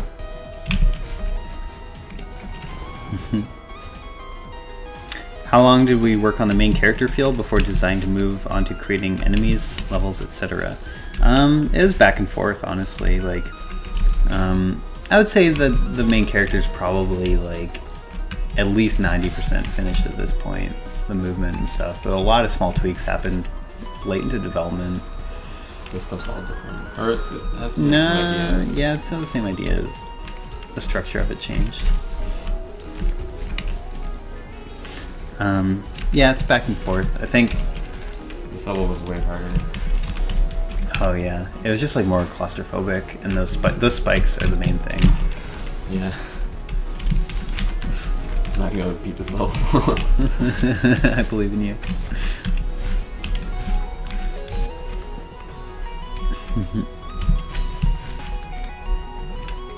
And these still were. Oh, these.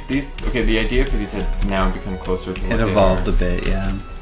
Now that they come out one at a time, but it's still time based after you touch them, and now they never go back in. Yeah. Actually, they might be the final because we actually flip flopped on those. I think they're the final design right now, but then we changed them. Yeah. Yeah. And then they went back. Yeah, I think that's correct. Why is pixel art important to our style? That's an interesting question. I think, like, Towerfall and Celeste are both like very pixel perfect games, so I think the pixel art is like it helps with the precision of the gameplay quite a bit. Yeah. And also, I think we just all love pixel art. Yeah, just like how it looks a lot. Like it's just an art style that we all enjoy. Yeah.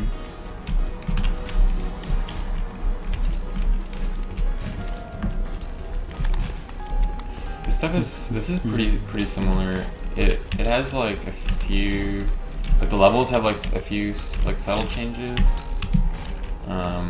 like making things like just tweaking the level structure only slightly. Yeah, there's like some spikes I'm seeing here and there that are moved or changed into different obstacles. Yeah.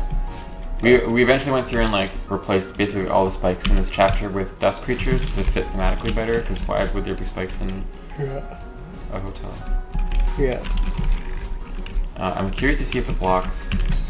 Yeah. I haven't seen any. What the messy part looks like. Yeah, I haven't seen any of those yet. Whose idea was it for Theo to have an Instagram? I don't know. I think that was. I mean, Amora was a huge part of that from the start. Yeah, she did all of like made them. Yeah. Drew I don't them know all. if it was like specifically her idea to do it, but it was. Yeah, she was definitely the driving force behind that. I don't think. Yeah, Oshiro still did not exist at this point. There's a red rectangle there that might be Oshiro. Oh. I tend to just make things red rectangles. Yeah, every NPC just had Theo's portrait before they actually existed. Thanks, Theo. I wonder if Theo's actually in this room. No. No. It was blocked out for him though. Like that room was intentionally left blank to put Theo in. Yeah. But we still had no idea. Like the story for the resort took us so long to figure out and like develop. These levels are pretty similar, except obviously now they look way better. And like these are all like the laundry ones. I think they all got easier too, to be honest. Yeah. Yeah, this is the laundry section. Yeah, this room got easier. What are the collision boxes? Oh yeah, Glad Theo grew from being a small red rectangle to a real boy. Me too. Okay, so the buttons exist, but I don't know if they. Oh, they just okay, yeah. Yeah, they just do that. I think this is the Pico 8 machine. Is it? It totally is. Yeah. That's awesome. That yellow rectangle. That yellow rectangle is the Pico 8 machine. And Back to Back to adventure. Adventure. I like the word adventure there. Okay, so this is getting structurally a lot closer. Yeah, this room still. Yeah, it doesn't. It has the same flow of the final room, but just not. Oh, one thing I want to check out in this one though is I want to see the Oshiro boss fight. Yeah. Oh, it's gonna be bad. Oh no. Oh no. Hey, wait. I think I can get there. Did you re-implement the Pico 8 game in C#? Yep, Noel did. Yeah, I just Line went- for line ported. Oh no! Why doesn't it let me load this? You could load the next room maybe. Yeah, I feel like I played this. I checked it like last night and I thought it was working. It might be the checkpoint. Oh no. Yeah, it's not working. Maybe I'll just try from an earlier level and just play into it. Yeah. Or just like right clicking on this map doesn't work or something. Oh. That's weird. Can I right click from anywhere? No, okay, right clicking on this map map doesn't work. So I'm just gonna load in from the checkpoint. Just find the name of it from there. Or yeah, load in from the checkpoint. Because I really want to see.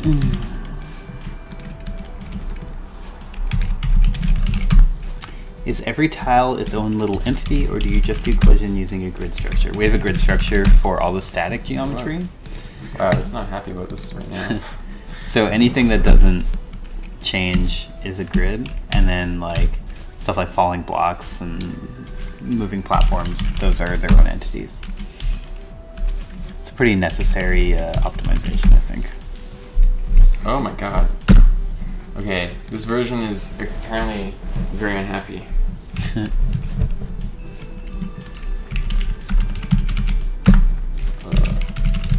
Okay, let's see if I can get to the resort. Oh, I just want to see the boss fight. Betrayal. Okay, this is gonna work, I think. Okay, cool. So this is the Master Suite or whatever. And then this is the Oshiro fight, which is like super different because you could climb on Oshiro. Yeah. And like use him as like part of the level. Yeah, the idea was that you had to use him to get through the levels, even though he was also trying to hurt you. Which I think kind of works metaphorically, but yeah, it just never felt fun. It's always like awkward. Especially as we gave Madeline more and more stamina, this like sequence made less and less sense. So you just basically skip the levels by hanging on him. I remember this section being really hard. It is really tough, yeah.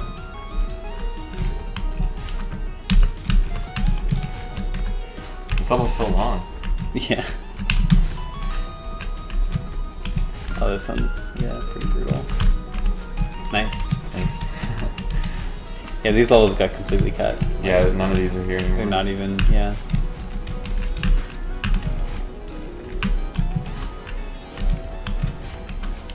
Yeah, it kind of feels over-designed to me. Like, the design we ended up with is much simpler and less, like, I don't know.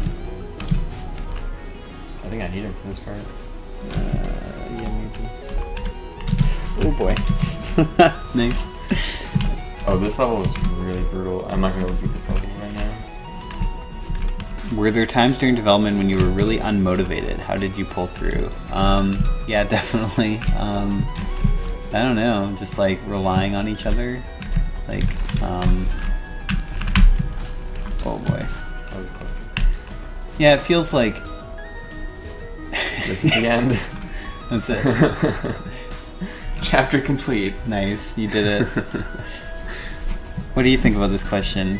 Were we really unmotivated at points, and how did we pull through? Oh, yeah, I think we definitely got unmotivated at times. I think we definitely questioned ourselves, and like we weren't sure if it was going to be a good game or not for a long time. I'm just gonna look at what this is. I'm not even sure. I guess we just kind of. Oh wow! Took breaks when we needed to, as best we could. This is really similar. Yeah. This room is not, but I mean the idea of it's the same. These spikes are offensive. Yeah, I don't know. I guess we just kind of. These things are different now, I think. Oh, they went on the. Oh, they just stay. Yeah, they just stay.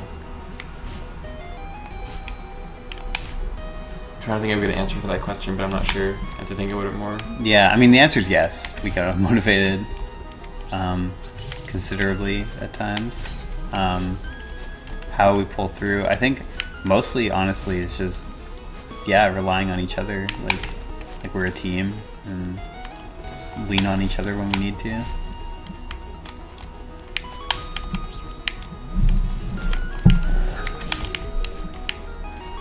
And these things, they're actually pretty interesting this way. I think. Not month-long vacations. I don't think we ever took like month-long vacations. We took like, time off from working on the game, and sometimes we do other things. We all had like small little things we messed with that weren't Celeste sometimes. Yeah. I don't think we ever took like a month vacation or anything like that. I mean, I think, well, you and I know I think we worked too hard on this game. Yeah, we worked a lot. Like, I know at the time I also felt like I needed to work really hard on it because like financially, like I I had to keep working. Like I didn't feel like I could take huge breaks. Yeah, I'm not sure why I didn't. Masochism, I guess. But definitely crunched too hard on this one. Well, this strawberry's not very good. Oh yeah, these are why these are called swap blocks, is because originally they would just swap. Oh, they swap positions. Yeah. I totally forgot they were ever like this. Yeah, these rooms aren't... Like, this room's not that interesting to me. No. How long did this game take to develop? It took us 2 years to make Celeste. Oh crap, I think I'm screwed. Yep. I think... Okay. Oh, the switch was persistent. Can we check out chapter 4 later too? Yeah. I'm curious if it has any art. Oh yeah, that's... Oh, that problem. That didn't get fixed till late. Basically, if you're on these blocks and you dash upward, she's actually like a pixel above the block the whole time, and so you can't jump. It took us a long time to fix that. Yeah. The physics in this game have so many hacks. Like I really like the physics code, but yeah, like getting it to work perfectly was like, it's always gonna be hacky. Were we entirely self-funded? Yeah, Matt funded Celeste through Towerfall. For a while I was doing other contract work and stuff like that. Like I did web design and stuff for a while, until the last year of development.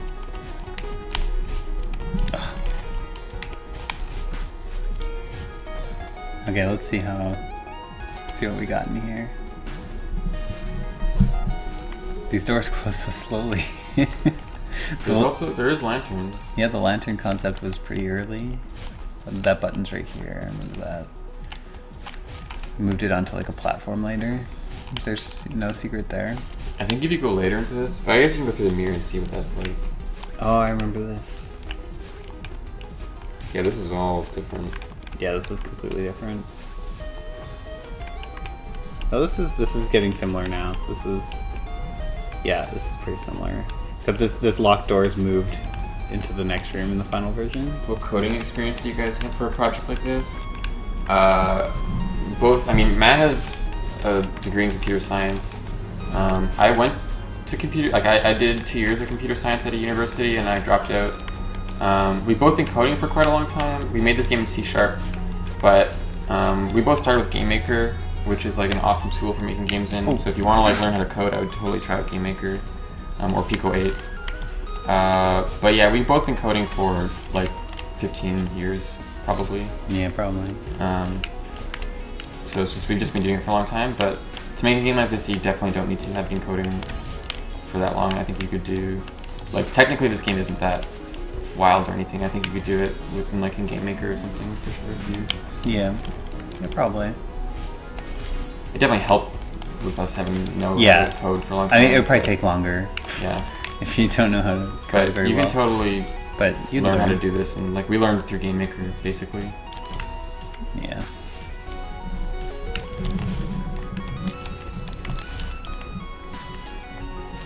When you see the lantern... There's another door? Oh. I think this one had a skip. Yeah. Oh, yeah. Wow. Yeah, that idea of the skip, that's still in the final game, just a lot different. Oh, that's it. Oh. Huh. Is there... I'm going to hit tab and see if there's... Nope, that's it. Oh, this is it. Okay. So there's nothing through the mirror yet. I'm going to go to chapter 4 quickly. Yeah, let's check out chapter 4. Chapter 4 is probably all... It's all there? I'm going to jump into... I think the ending is a lot shorter than the final, if I remember correctly. Yeah, it doesn't have a lot of the secrets either. I'm going to jump in right here. Cool. Yeah, I think I didn't add more to the ending until... I forgot that I can't right-click on stuff. Oh, yeah.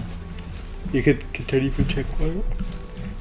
The ending of this one is one case where the music informed the design, because it had these ending levels. And they're like pretty much the same as in the final game. But then after Lena did the music, it became obvious that the pacing of it was off and I needed like 4 or 5 more levels. Would you guys say the lantern ideas was a hit or miss on its own? The what idea? The lanterns? Oh, in the temple? I think in the temple. I think I love that mechanic yeah, personally. I like them a lot now. Yeah. There was definitely, I remember early on, there was definitely the question of whether it felt interesting. Yeah. But the one problem with them early on was they weren't persistent. So if you died, they would go back out. yeah, that was annoying. And that was, yeah. Making them persistent was probably the point where we were like, okay, this is a good thing.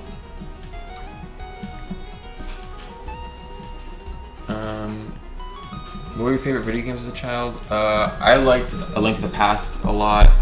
That was like a huge one for me. Yeah. I know Matt is like Mario 3. Yeah, my main inspiration in this game is Mario 3 and Donkey Kong Country 2, probably. Places I pulled from. Oh yeah, and, you know, Level design-wise, that is. Yeah. Answering coding stuff, yeah. Totally happy to answer any coding questions people have. I like answering the Bezier curve stuff and distortion apps, etc. That stuff's fun. Yeah, questions are totally fine. Would you say a game at this level be a good display of coding knowledge to get a job in the industry? Depends on the job. Yeah, it depends on the job. I mean, yeah, I've never tried to apply for a game position at like a real company, so I don't really know like actually what's involved in trying to get a job as a game developer somewhere, because I've only ever just made games for myself. But yeah, I assume like if you showed someone this and like showed that you coded it or whatever, that it would probably, it's definitely worth something. Like it's definitely shows that you're able to code something, which is cool. Mm-hmm. Are we planning on making any more levels or an editor? Sorry if this has already been asked. Editor, we like the idea of it, but we don't know if we're gonna do it yet. Levels, yeah, probably, but we don't really want to say anything about it. And it's a bad idea, but I'm planning to try and get a full-time indie. Yeah, I think being full-time indie, it's like definitely hard, and you want to make sure that you can survive for a while in case your game takes longer or something. Or it doesn't make money. Or doesn't make money. Yeah, it's risky, basically. Yeah, it's risky. Yeah, and some people come into it, you know, if you're coming in from a place of privilege, maybe you can withstand more risk, or, you know, yeah, everyone's context is different. If you have like a family to support, it might be a lot harder. But for us, it worked out okay. If you could do anything over change in the game at this point, would you? What would we change? I don't know. Honestly, we've had the ability to kind of keep updating the game, because since it's, you know, we have stuff like Steam and whatever where you can just upload new builds, we're able to kind of tweak things even after release. Yeah. So I'd say like any like major things that we saw that we wanted to change, we've already changed. Yeah. There are like, I guess if there's one problem I wish I could fix that we can't because it's like so fundamental to the design, is a lot of people really don't like when you go forward and then you're like blocked from going backward, because they think they're going down an optional path looking for strawberries. Yeah. That turns out to be the main path, and then it blocks them. But not doing that, like we tried to like basically solve it in like a soft way, like make it as unobtrusive as possible, but like doing that was so core to the design that we couldn't just rethink it at a fundamental level, and I wish we could have. Yeah. That's the only really big design regret I have, and it doesn't feel like that big of one to me. Like I feel like we still tried to accommodate it as good as we could, given the design we had cornered ourselves into. For the player class, yeah, I don't really see any reason to split it up. It worked well enough for how we had it. There's definitely a lot of stuff I would change to redo the player class, and it would probably end up being closer to like 4,000 lines. I cut out a lot of the stuff that doesn't need to be there, like animation code, and a lot of the states, like all the kind of like the dummy states that just have auto control should just be a different object. But the actual stuff that's like specific to the player, I'm fine with keeping that in the player class. That feels correct to me, and was easy for us. So splitting into classes would just put it all over the place. But that's like kind of to each their own. I totally understand why you would not want to have it like that. Yeah, about the thing I talked about, someone said the checkpoints alleviate a lot of that. And yeah, that's a big reason why we added the checkpoints, is once we noticed that was a problem with the design. It's kind of a band-aid. Like ideally, we would fix that issue at a more fundamental level, maybe. But I think it would change the structure of the game for sure. And for what Celeste is, I think we solved it in the best ways we could. So this chapter is actually mechanically again pretty similar. Yeah, a lot of the designs were pretty. Yeah, I think chapters 3 and 6 were the big ones that changed mechanically. But like this one was one of the easy ones for sure in terms of iteration. Yeah. This room did get a thing where after you get the strawberries, it starts blocking off the side paths, and that was because people, just every once in a while, like 1 in 10 testers who get really stuck on that puzzle of how to progress here. If you guys know what I'm talking about, the one where you have to like steer the block around and up.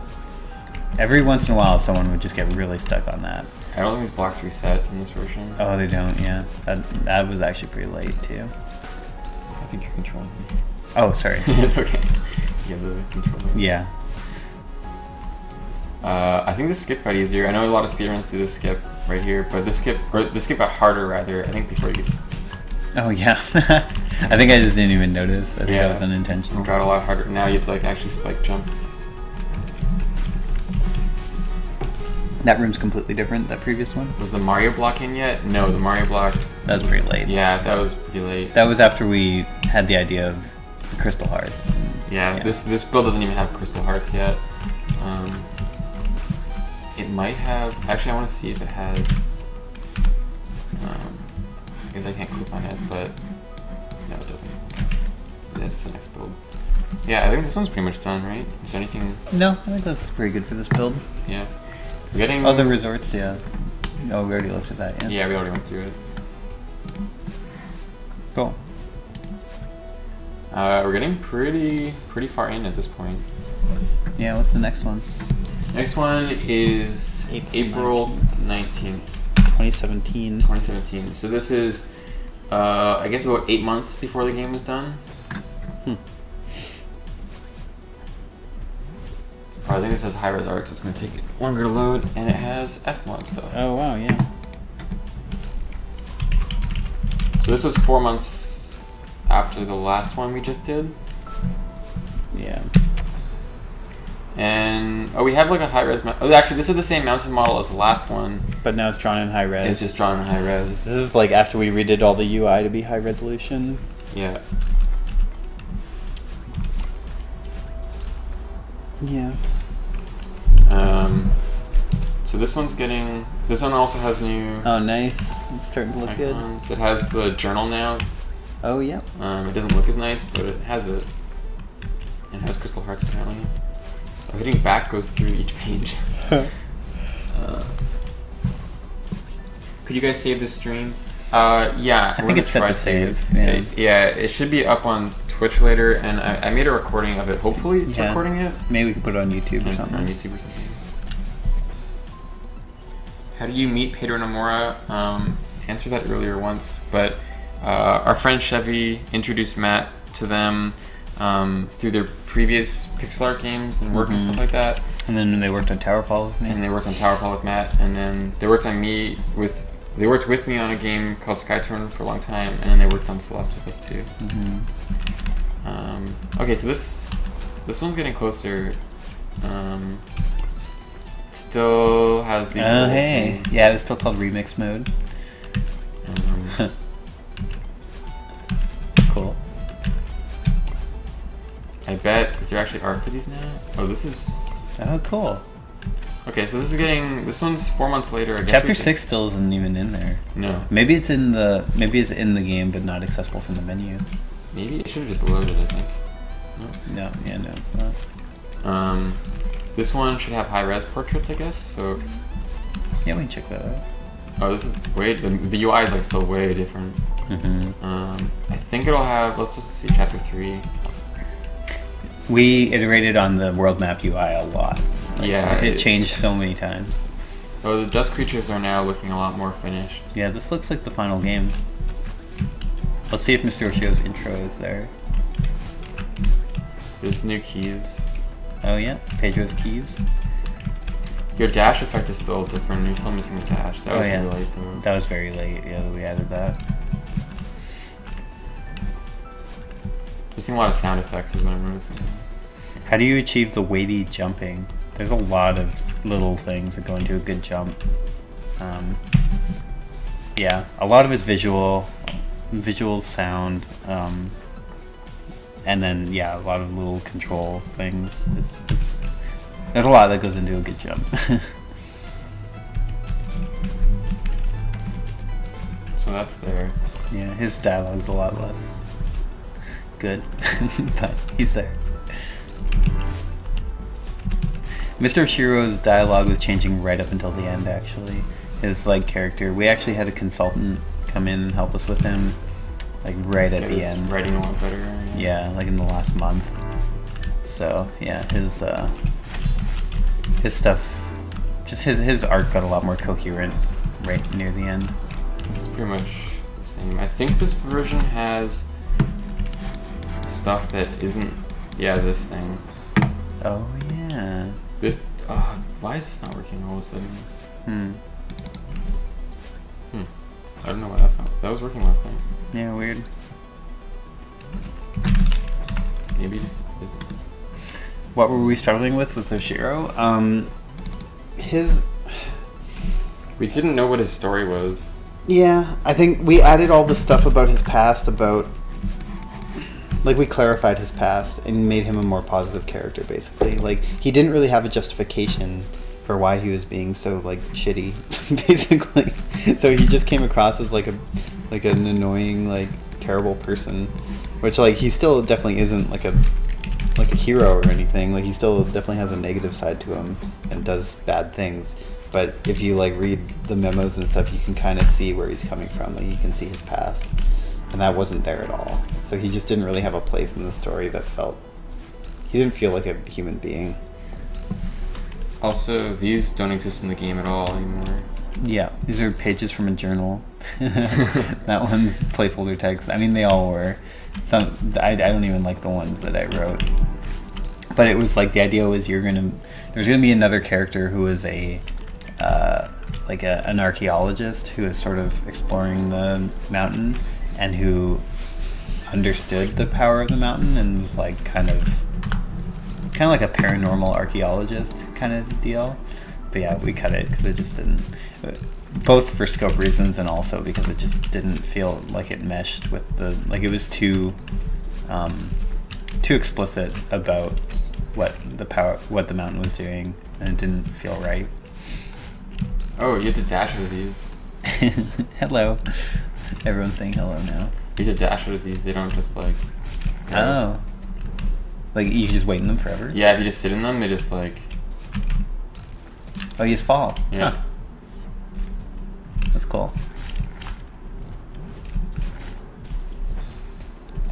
When did you get the music for levels versus designing them? So, the music at first came in late because, well, everything came in late because I ran way ahead of everyone.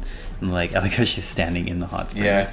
Oh, we were thinking about having her in like a bathing suit here. Yeah, we thought that like Granny would have like a bathing suit and towel and stuff and just be like chilling in the hot spring. That'd be pretty funny. But yeah, at the very start, like the level design was way ahead of everything else. There was like no graphics for anything, and I was just like designing chapter 4 and 5 with no graphics. So the music came in late for those ones, and then design and story and everything, sort of little tweaks to adjust to the music here and there. But the music was mostly taking its cues from the gameplay, and then Oh, these spikes suck. Sorry. yeah, they do.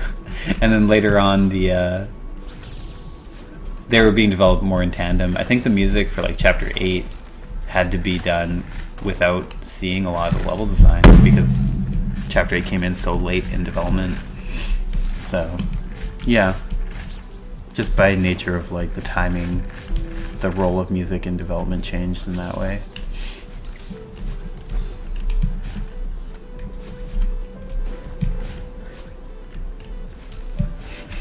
A lot of the art has like really subtle changes just to make like visibility a lot better.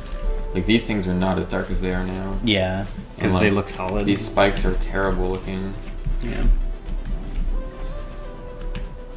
The background tiles are just the city tiles recolored. That's why they look so bad. We just had placeholders. Yeah. I'm curious if this stuff is up here yet. Yeah, we can see where the cassette is at. Okay, Oh, so yeah. music notes, yeah. Music notes. So this was, instead of strawberry seeds, we had music notes. Getting all the music notes gave you the cassette, which unlocked the B-sides, which I guess was called remix mode at this point. You're screwed. No. Oh, I missed that. I didn't even notice I missed that one in there.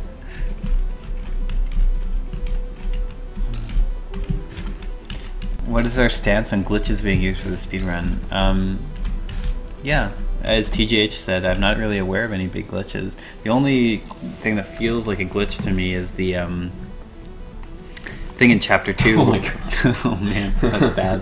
The thing in chapter 2 where you like start the cutscene and then end up inside of the dream block. That's like a really minor glitch, but we don't mind it because it's kind of cool. But yeah, our general like thought process is like if the glitch doesn't destroy casual players and like it makes the speedrun more fun, then it's worth keeping in. Yeah, we don't really care about whether it's faster or slower. We care about whether it's fun for everyone.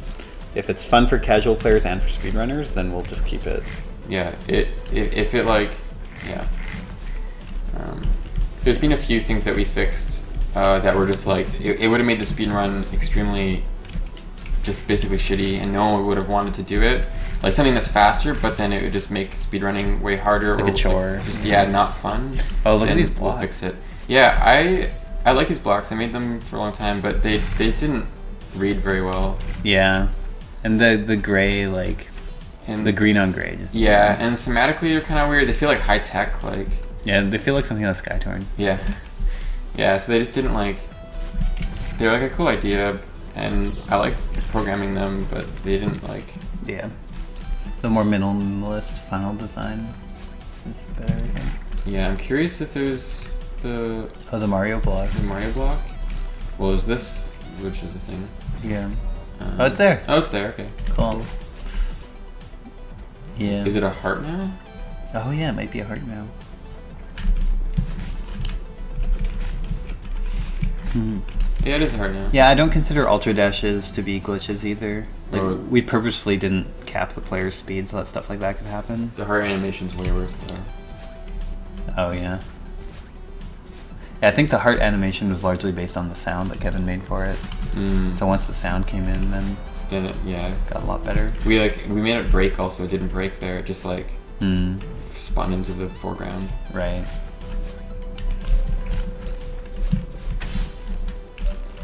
Yeah, the Mario block was fun. It felt fitting to have an homage to Mario 3 in the game, just because of how much it inspired the design. These levels are pretty similar mechanically. Just like the visuals got cleaned up a lot. Yeah, the ideas are all there. Oh, These- those are the checkpoints. Yeah, these are the checkpoints. And the checkpoints went through a lot of iterations. I think there's something There's up definitely something up there, right? Oh, actually, no, there's not. There's definitely not something up there. Oh. It's just the camera in this level was kind of weird for a bit. Do you ever cap the speed of the player except for collision? Oh no. I'm not sure. Not like. I think in general, no. There might be somewhere that caps it. I'm not sure where. You guys should make a physical copy of Madeline's journal. That'd be really neat. That would be really neat. Yeah. I don't know if this cutscene worked. Yeah. It looks like it's kind of all there.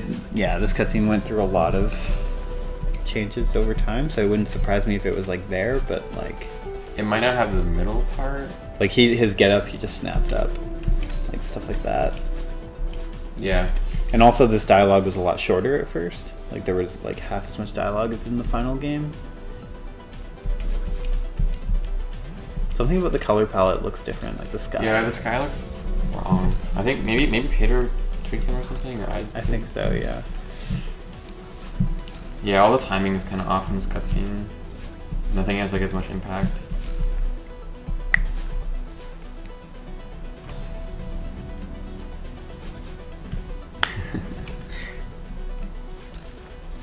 What was the inspiration for the panic attack bit? Honestly, I don't remember. Okay, this looked a lot worse. Oh, yeah. Oh, no. So I'm gonna stop there. That's pretty much. It gets just like the art is just really bad for this part. Yeah. It's like it's all like weird placeholders. hands that grab. The everything. dialogue's bad too. She's like, "We're gonna die," Yeah. and he's like, "Yeah, it's okay." What was the inspiration for this part? I guess I was going through a pretty anxious time. That's honestly where a lot of that came from. I'm curious if this has. The intro of the temple's shorter. Yeah. Like you just start right there Start instead of inside having of like it. the whole. I really want to play through. Oh wait a that. second. This is completely different. But I'm gonna start in Yeah. here. This is gonna be cool. So this is the mirror. Also, originally Pater made gigantic torches, and they got a lot smaller. I forgot about that. But Yeah, that's going through because the they mirror. seemed like they would be more prominent in the design. They ended up just being kind of like background elements. This part's So this is like Yeah. through the mirror in chapter 5, yeah, and none of this stuff exists anymore.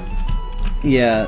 Oh man, so this is the same code that so when the Seekers in the final game, when you're through the mirror, when you stomp them and then they respawn and they have that shockwave, that's the same code as these. So these things are just like you get close to them and then they do that shockwave in a bit. That's the entire thing. I think if you touch them, You can touch them in this one. yeah. So originally they killed you if you touched them, but in this one, it just instantly does the shockwave if you touch them. It's honestly kind of a cool mechanic, but it just felt too finicky. It was hard to like do anything on purpose, basically. Yeah, because you just exactly. never could be like quite in them at the right time. Yeah.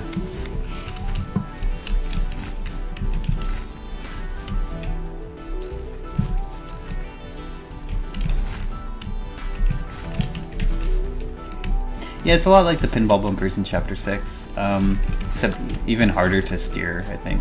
Oh, we did have the Seekers as well. So yeah, this is an older, or a newer one, because originally, instead of these guys, there was like turrets that like shot at you, kind of like Super Meat Boy. Super Meat Boy turrets, yeah. Yeah, but yeah, it just didn't fit the game at all. And then, I don't know if I can jump on them or... Oh, so man, these levels are in the game. Like this is. Can you jump on them? Oh, they Really originally hard. like really tried not to be jumped on. Like I think you can, but originally they had code that was like, if the player's above you, like just dodge out of the way, and it made them really hard to jump on. Like, and they turn faster and stuff. Yeah, their AI changed quite a bit, just rebalanced pretty much completely. But the gist of it's there. Oh, man. I'm kind of curious to see if Theo's in the crystal or not. Oh yeah. I don't know if it's in this version. Oh, man.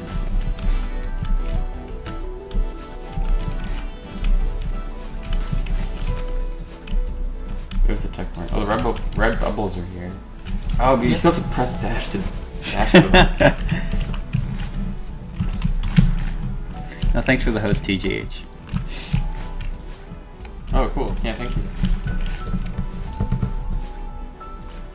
Yeah, the pinball bumpers, someone said they're surprised by how controllable they are. And yeah, the code for those is like very, like I don't know if you're familiar with Smash Bros. Melee with Fox's up B, but there's like, there's ranges around the cardinal directions where it snaps to them.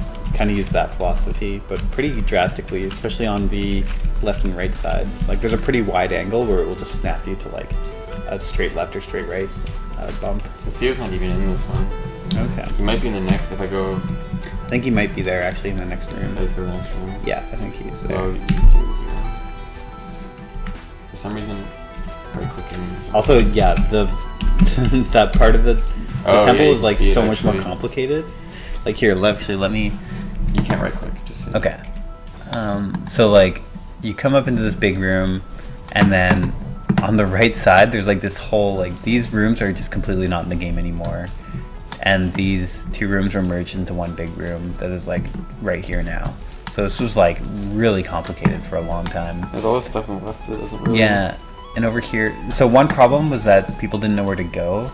So I eventually changed it so that as soon as you come in here, the game like naturally leads you to this left door, and then the left door has that long like passage that like shows you the goal. It's like where you're trying to get with like the shining light. But originally they didn't even have that. It was like people just had no idea where the goal was even. You're just like lost in this giant maze and you didn't even know where you're trying to go. People would literally spend like 2 hours just wandering in circles in that big room trying to find anywhere to go. Yeah, And it was pretty brutal. because you had to like go all the way around here and then out through here and then down and up. And Yeah, it was really complicated. And instead of keys, like in the final version, there's 2 lock blocks that you have to like open and then shoot yourself across with a red bubble. But in this version, you have to find this room, and this room has like 2 lock gates, and then you have to go around and like open those lock gates. So one of the lock gates uses that bubble thing. So you have to shoot yourself the red bubble across to open one of the gates. Then the other gate, you have to like go like down through here and around the bottom, and then open it.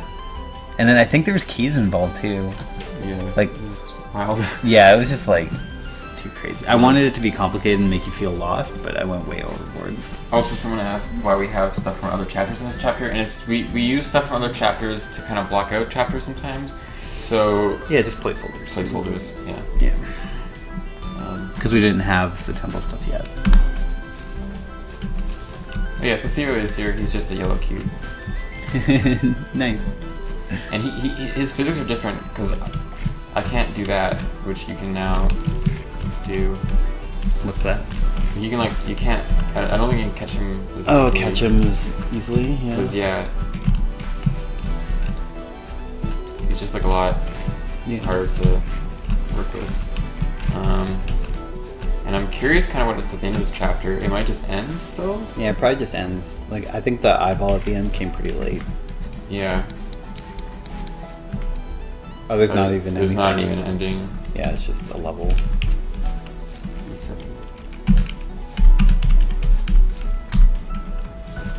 Oh, it's just a level. Yeah, this level's still there. Those blocks had like purple, Oh yeah, they had these big purple dots on them to like show you where they were going. and we replaced that with like the background like smear on the wall Yeah. to show where yeah. it's been like scraping. That's it. Yeah, doors were really slow at this point. Oh, spikes like bounce Theo. What are your thoughts on people reading things into the game that maybe you didn't intend? I think it's fine. I think, Yeah. I don't know. Yeah, people see it. Yeah. That's pretty much with like any art ever. People, will take what they will out of it. Yeah. I think like part of creating something and having people play it is you just have to kind of accept that people are gonna. Yeah. It's like once you put it out there, it's not really yours anymore in a lot of senses, right? Yeah. And actually, when people engage with work that way and like sort of reinterpret it, that's kind of flattering, to be honest. Yeah, it's kind of exciting. Like people have their own ideas about stuff. It's just cool. Is there a 6th chapter? No, still no 6th chapter. Still no 6th chapter, eh? Nope. Do we have one with the water version? I don't think I have it in here. Okay. I think the next one already has the general idea, but it's just a lot worse. Okay. Maybe we should try to find one. Yeah. I'd have to go through the version control. That's true. Yeah. You could do it on your laptop, maybe. Yeah, I could do it on my laptop while we keep going. Yeah. I guess we can go to the next version then, right? I think so. I don't think this has anything else really. I think a lot of the B-sides. We didn't decorate the B-sides until literally the last like 2 weeks of development. They were like looked a lot like this for pretty much So the this, entire. yeah, the B-sides looked like this until like literally like 2 weeks before the game was done, which was a huge mistake because it took way longer to decorate levels than we thought it would. Yeah. But I think this B-side's basically. Basically the same. Is this level in the That's not a level. We didn't add rhythm levels until like 3 months before release or something. And then once we added rhythm levels, then I wanted to add them at the end of every B-side as well. Yeah. Yeah, I think that's pretty much it for this version. Yeah. Can we do the next one? Yeah. Let's do it. It would be cool to find the water levels that don't exist anymore, but I have to go through version control. Was it just because we were iterating on the B-sides a lot, or did you just not get around to it? We just didn't get around to it. We just, like, decorating levels was the thing on our to-do list that was always pushed back. It was always like, okay, we'll get to that, like, soon, like we have to rewrite this dialogue first. We have to redesign this level first. We have to, and then the last week really sucked because we were decorating like 500 levels in like 4 days. I was literally, we were pulling all-nighters, just like placing tiles and levels, and it was like the worst thing that I've ever had to do. It was so bad. Yeah, we should have just given ourselves another week. I don't know why we just had this deadline that we just wanted to hit, and we just, at the expense of our own health. It was like how many levels can I do in like a day? And we would just be like sitting there like listening to podcasts, decorating levels from when we woke up until like 7 a.m. the next day, and we did that for like 2 weeks, and it sucked. Yeah, but that was actually that was the lowest point of the game development. Yeah, for sure. I would say so. Yeah, it was. Like besides that, everything else was like pretty smooth. If we had just like another 2 weeks, I think it would have been fine. Yeah, I agree. But it's really hard to have perspective when you're in the middle of it. But lesson learned for next time. I'm gonna fix that. Seeing that the game went 2 years into development, when and how did you guys decide, okay, we're going to do this much and not more? How do you know when to stop? It just kind of felt right at some point. Like, it just kind of felt like, this is the game. Like it felt finished. And that's like a really subjective feeling, but like, yeah. I mean, like, we could have called it finished after the B-sides, I think, or even just after the A-sides. But then the B-sides just seemed necessary to us because the game had room for that higher level of play. And then the C-sides, it was mostly a thing of like, wouldn't it be cool if you beat the B-sides and there was even more? Like, wouldn't that just be, like, as a player, wouldn't that just be fun? And then so we did that, and then that just felt like a good place to stop. This has, Gabby's Mountain now with some of Sven's lighting on it. Yeah. So it's looking pretty good now. It's pretty close to the final one. The lighting's different, there's no fog. Yeah, and it's missing, like, Chapter 6 and the summit stuff. Yeah. And Chapter 5, it looks like, isn't even there yet. All the chapters are accounted for. Oh, load Chapter 8, though. This is Chapter 8. Get ready, everybody. It's called Chapter 9 in here. Sweet.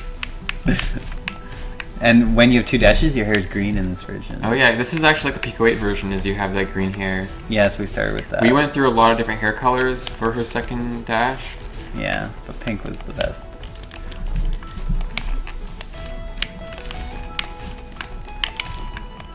Oh, you still don't get your dash back from oh, you do if your wave dash is really high. The wave dash got a lot more forgiving. Oh, there's also your speed rings now. Oh yeah, speed rings. But they got changed slightly because they have the anti-aliasing bits on them. Oh yeah, you fixed them, yeah. Yeah. Cool.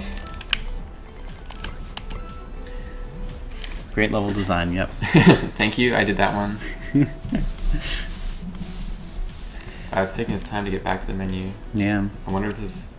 If it might not make it, yeah. Okay, I might restart it. Okay.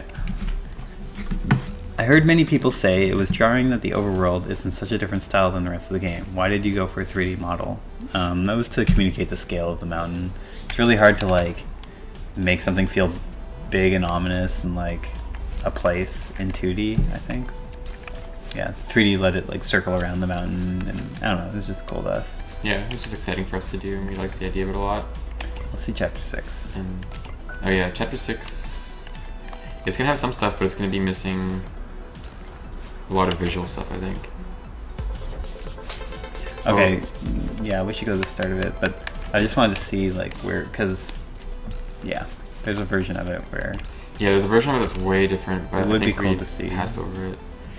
You just skip. Theo, this come one on. for now. Oh yeah, this is. Sorry, my legs are still okay. Yeah. But I want to see this cutscene up here because it's not actually anything. But Oh, okay. this is funny. Also, the backgrounds. I don't even remember what the background is. Oh, the Northern Lights are in the new one. Yeah. I was like, what is it now? This is just the old site background. Yeah, I just used the stars. That shatter sound effect on the every single time you get better. Oh yeah, it was the Oh, it's the refill gem. gem sound. Nice. Yeah. That's all I wanted to see. Oh, I can control her. Oh, interesting. I guess that made more sense when she was falling rather than being pulled. Yeah. Later she's being pulled. Yeah.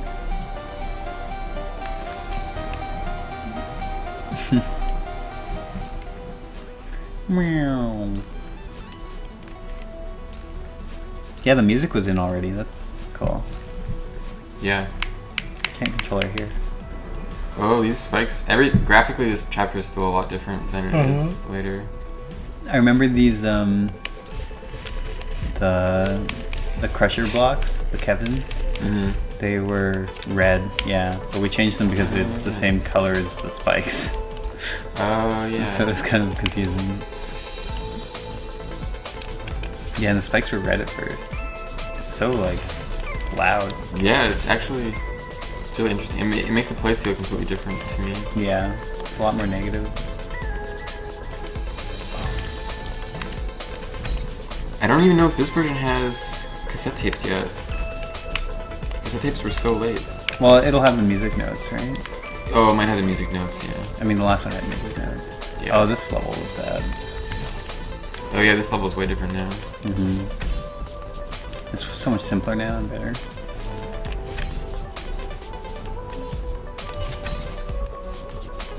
What is the size of our pixel art? The screen size is 320 by 180. Yeah. If that's what you mean. Yeah, there's no, the cassette room's not there.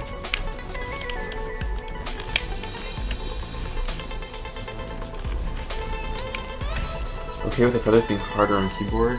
I mean, I play mostly on keyboard, and I don't find them too hard. I guess they're, like, just due to the way the angles work, like, it probably is easier with a stick.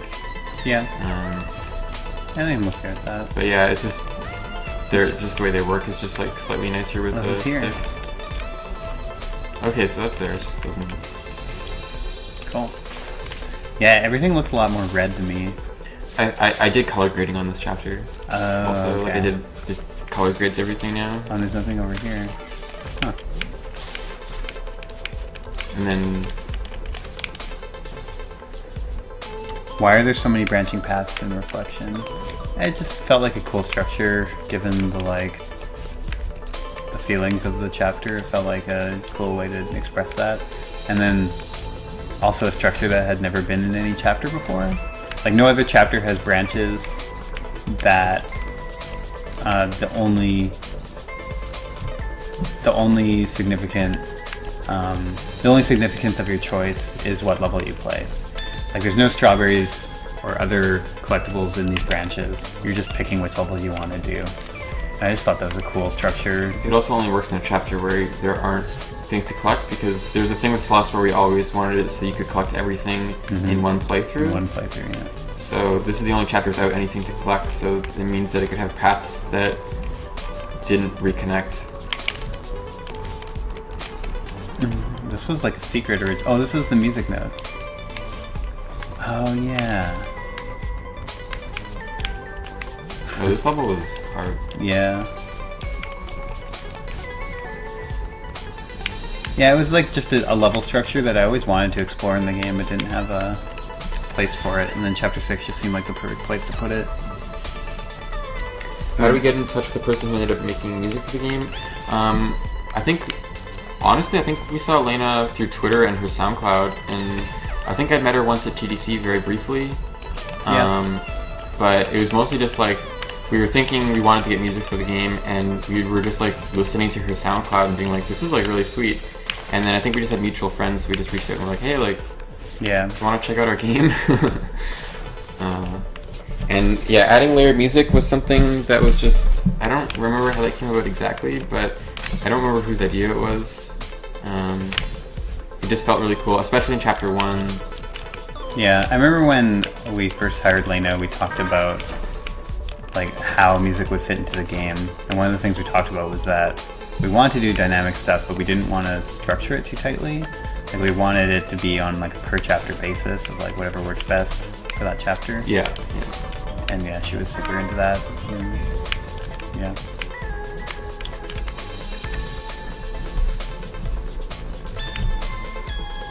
These levels are pretty similar.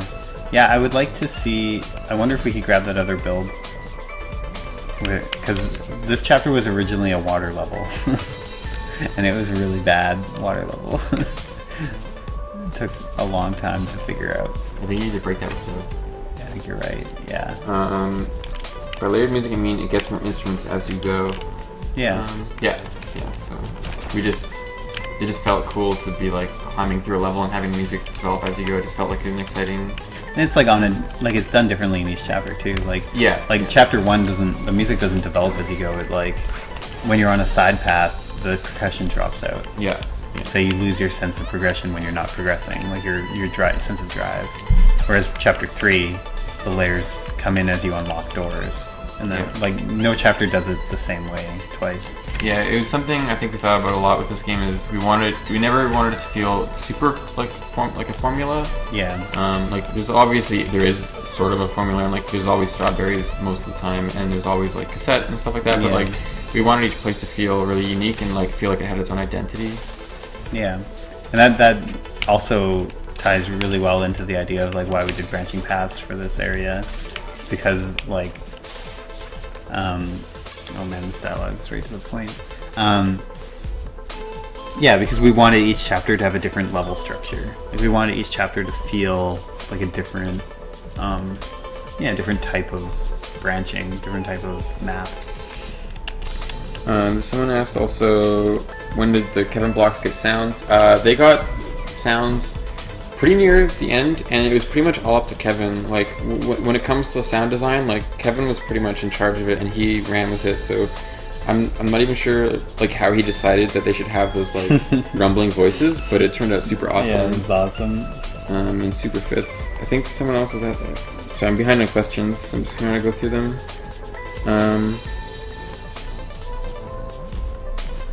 This dialogue, the gist of this dialogue is the same, but yeah. A lot of polish. I don't think there's anything up here. Nope. No. Yeah. How do you share assets with different team members? We use revision control.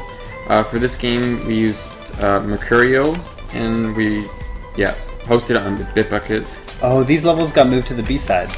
Oh yeah. These levels were originally in the A sides, and they're way too hard. Yeah, people get stuck on these for so long. Yeah. But yeah, we just use a revision control. I would suggest either Git or Mercurial, and just like any host that hosts, GitHub, Bitbucket, GitLab, something like that.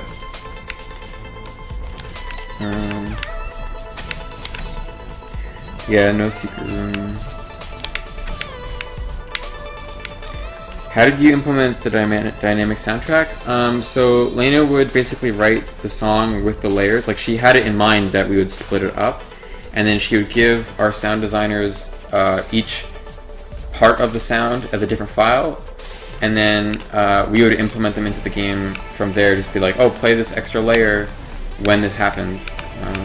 That's basically it. Yeah, this boss, I remember all of her timings, like the time between attacks, the speed of attacks, and all that was way too fast for a long time.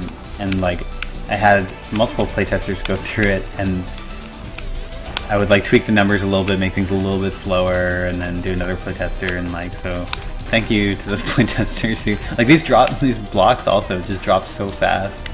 Like, yeah, the people who withstood the harder versions of this boss, I'm very grateful.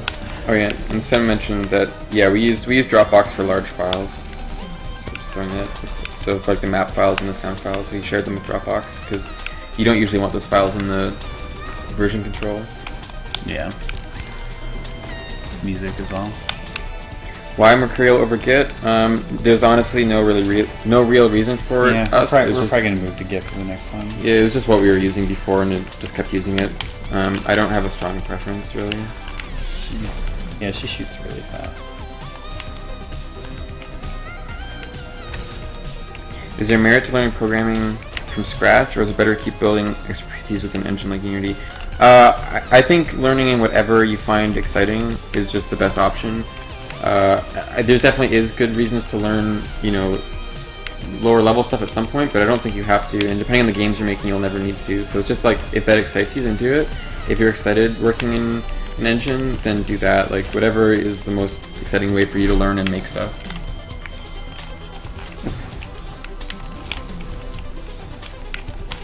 How do I make my websites?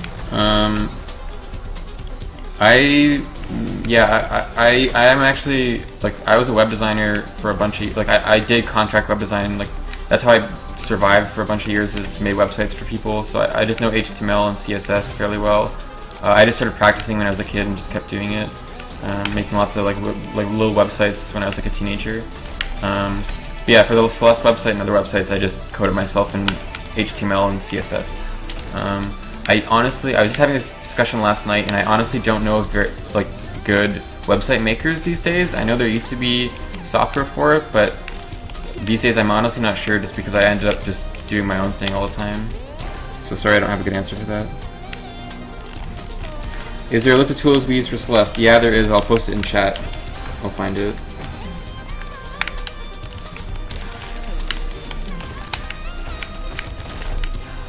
These levels are pretty much the same.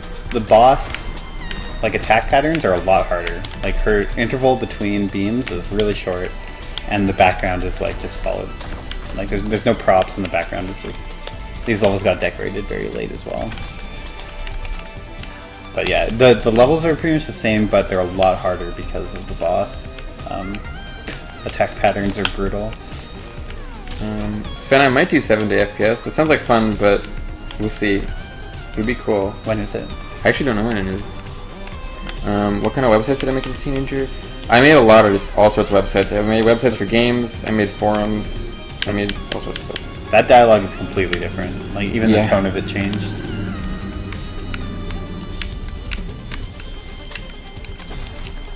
Should show people the glitch when you hit battle in at the end of a room and retry at the same time. Yeah, that gets... What happened? It doesn't turn off the glitch. Oh. So if you, like... I hope that doesn't still exist. It shouldn't still exist. I could try it. Yeah, you try it.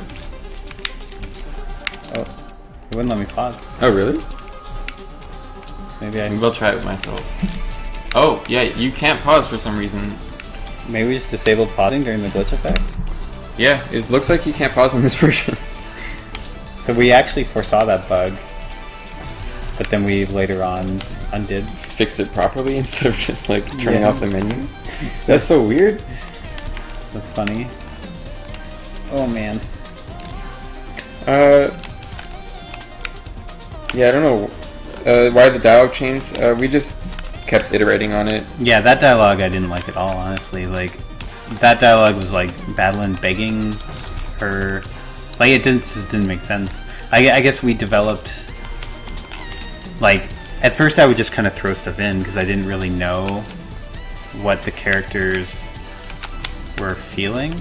Like, it took a while to like figure out like what made sense for the characters to be feeling in that moment. Yeah, and so I just don't think that one hit the mark. So it changed pretty drastically. TJ just says that bug's still in the game, so Nice. I'm gonna try to fix it later. That's awesome. Oh, it might have been. Yeah, we might have talked about it and seen it. I can't remember anymore. I could totally foresee, like, yeah, I could totally see us being like, yeah, it's fine and kind of funny. I generally don't remember anymore. If Kevin says that, that's probably what happened. Yeah, probably. He says, don't fix it. Yeah, I guess it doesn't really affect Oh anyone's my god. gameplay usually. No one like retries there. Yeah. Oh yeah, TGH is the world record holder for Celeste. Like, in every category? Yeah, Every main category. I think so. I don't I think think he. every main category. I don't think he has all A sides or all B sides or all C sides, but he has. but 100% and any percent, and 114%. And all red berries and all hearts. Dang. Those are, yeah. The glitch makes it so that if you retry when the game is like glitching out, it keeps the glitch going, so the glitch never turns off. By glitching out, we mean there's like a glitch screen effect. Yeah, yeah. Like There's a glitchy screen effect when you hit battle in. The whole screen kind of like looks like a VHS tape for a second, and that effect just doesn't turn off. Yeah. So this Oh, but Vi dialogue- has that. This cutscene had like no lead up, like like obviously the music is still going, the boss fight music, and there's like no lead up to the cutscene. So this is like very rough of like just feeling out what the dialogue could be, but we hadn't really done any work on timing out the cutscene or like making sure the mood worked. And like she's still like Madeline's saying the gist of what she says in the final game, but we just like sort of refined it. And that line get cut entirely. Like a lot of lines get cut, just like we don't even need to say that. That's implicit, stuff like that. Dialogue was a long road in this game.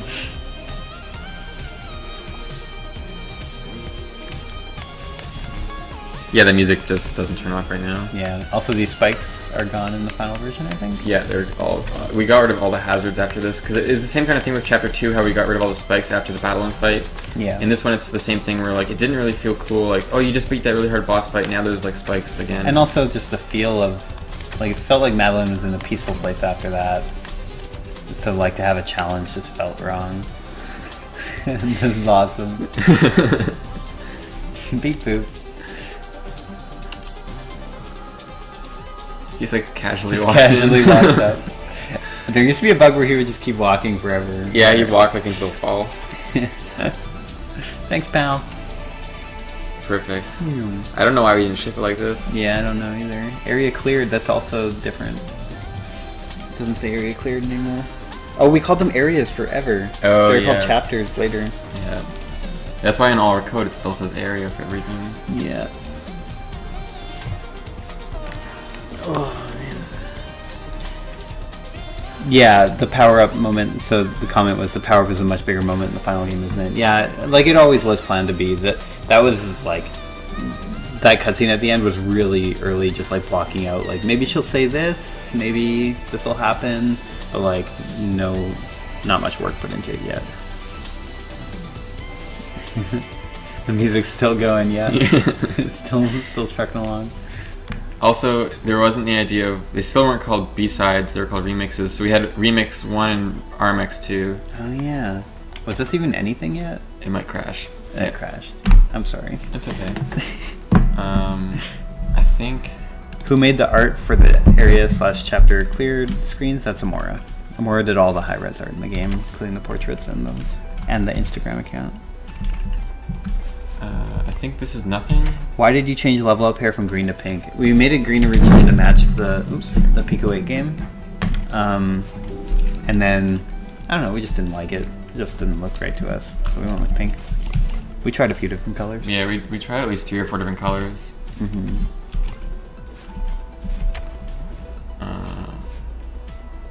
Yeah, this is getting close. Oh, it doesn't have any of the... Oh, this is the summit? Yeah, this is the summit. The summit's probably not going to have very much art yet. Mm-hmm. At this point. Basically throughout the entire game until the 8th chapter, Matt was like way ahead in making levels, and everyone else was like catching up with everything else. Yeah.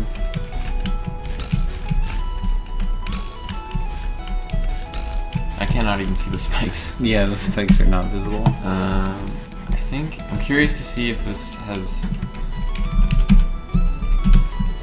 What were some of the design thoughts on the core? It's so different from the rest of the game. Yeah, we wanted it to be different from the rest of the game. That was intentional for sure. Just because it's separated, I guess almost like an epilogue type of thing. What did you say? Climbing this old mountain. Yeah. What was I talking about? Oh, the core. Yeah, and also that was originally a mechanic I was thinking about using the temple actually. The mechanic of not regaining your dash was originally going to be after you go through the mirror, you just don't get your dash back anymore from touching the ground. And because I thought I liked the idea of like the mirror world having different rules for the dash, just feeling like dangerous or weird. But we cut that for reasons of it not like meshing with the other mechanics in the temple very well. So it was kind of a mechanic that we had coded like in the game, and it needed a place. Or it didn't need a place, but it felt like it wanted a place. So I tried it, and it just kind of worked. And then the switching, that together with the switching, I feel like is like the main metaphor of the core. Like switching between ice and fire is obviously pretty pretty obvious metaphor, I think, for like Madeline's like mental state and stuff, and learning how to control her emotions and manage herself. Yeah. Oh. Yeah. Oh, that's a bug. I knew that was gonna happen. Actually, No. we never fixed that. I just took it out of this room. Oh. Yeah, this game kills you now. In screens with Battleland, the game kills you if you're below the camera. So obviously, if you use the look ahead thing, and then you're below the screen when it turns off. This still has a bug. You can't jump on these or jump off these by dashing up. Oh, yeah, you have to dash down.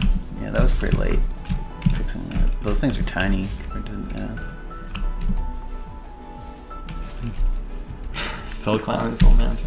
Still climbing it. Her hair. Yeah, that was awesome. Oh, this one just wasn't done yet. Yeah, it was just no. Yeah, I remember leaving this for quite a while because it took me a while to like work up the like courage to finish the game for one, and also just to think of what to do at the end. It's really intimidating to design the final stretch of this game. Which parts of the game were most technically difficult to code? The lighting. Okay, probably the lighting. You don't even notice it most of the game, but for me it was definitely lighting. I have a Medium article. I'll post it in the chat actually. Climbing this whole mountain. Hello. That's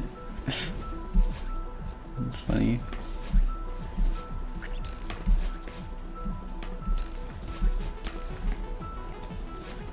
You ever get tired of the main theme? Yeah, I think, well, between this and sitting at the PAX booth hearing it over and over, Yeah. it's a really good theme, but yeah, I definitely went through a period of like, I don't want to listen to that for a while. Yeah.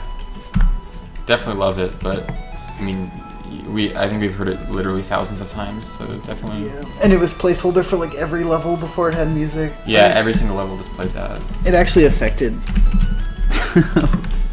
I don't know, like our opinion of some of the levels before they had music. We were like, man, I just don't like this level for some reason. It's because we were listening to the same song a million times in a row. Oh, this is... I just left it hanging there because I don't want to hold it anymore. The controller's like rumbling while he plays. I need to unplug it. That's okay. This level is pretty similar. Is the mirror here yet? The mirror is probably all. Maybe. Is the Celeste team going to work together on anything else in the future, or is everyone going their separate ways? I think a lot of us are going to keep working together. We have some plans that we can't really announce yet, but we're going to do something cool. We're going to talk more in the future. Yeah, more in the future about that specific subject, I guess.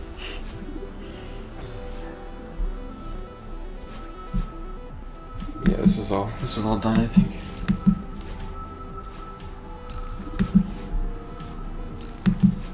Oh, I don't hear any sound for this. Yeah, it probably just didn't have sound yet.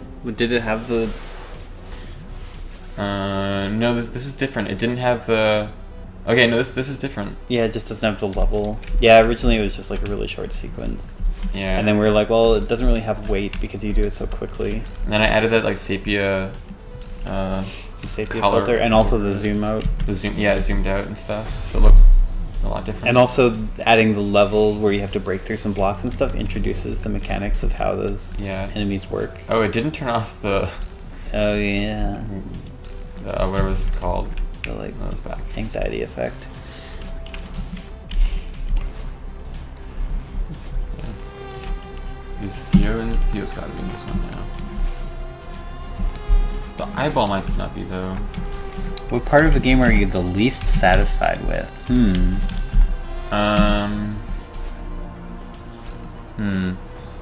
There's stuff that like we were gonna do for a long time that never happened, but most of it's like really small visual stuff. Like, for example, something I was gonna do for a long time but I never did was in Chapter 7 when you jump up and get thrown up by Battleland, you kind of go through all those clouds.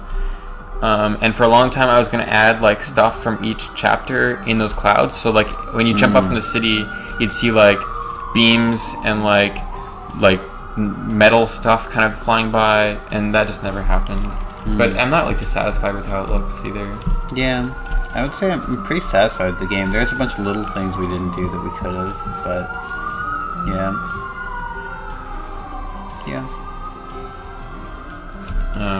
I mean, we fixed a lot of all the glaring things we fixed in patches. Yeah, like we said earlier, like a lot of the stuff that we don't like, we can keep patching and fixing, and we basically have. So there's not. Yes, there's not a lot. Matt already mentioned that one thing about the progression stuff, like not being able to go back sometimes. That we can't really change.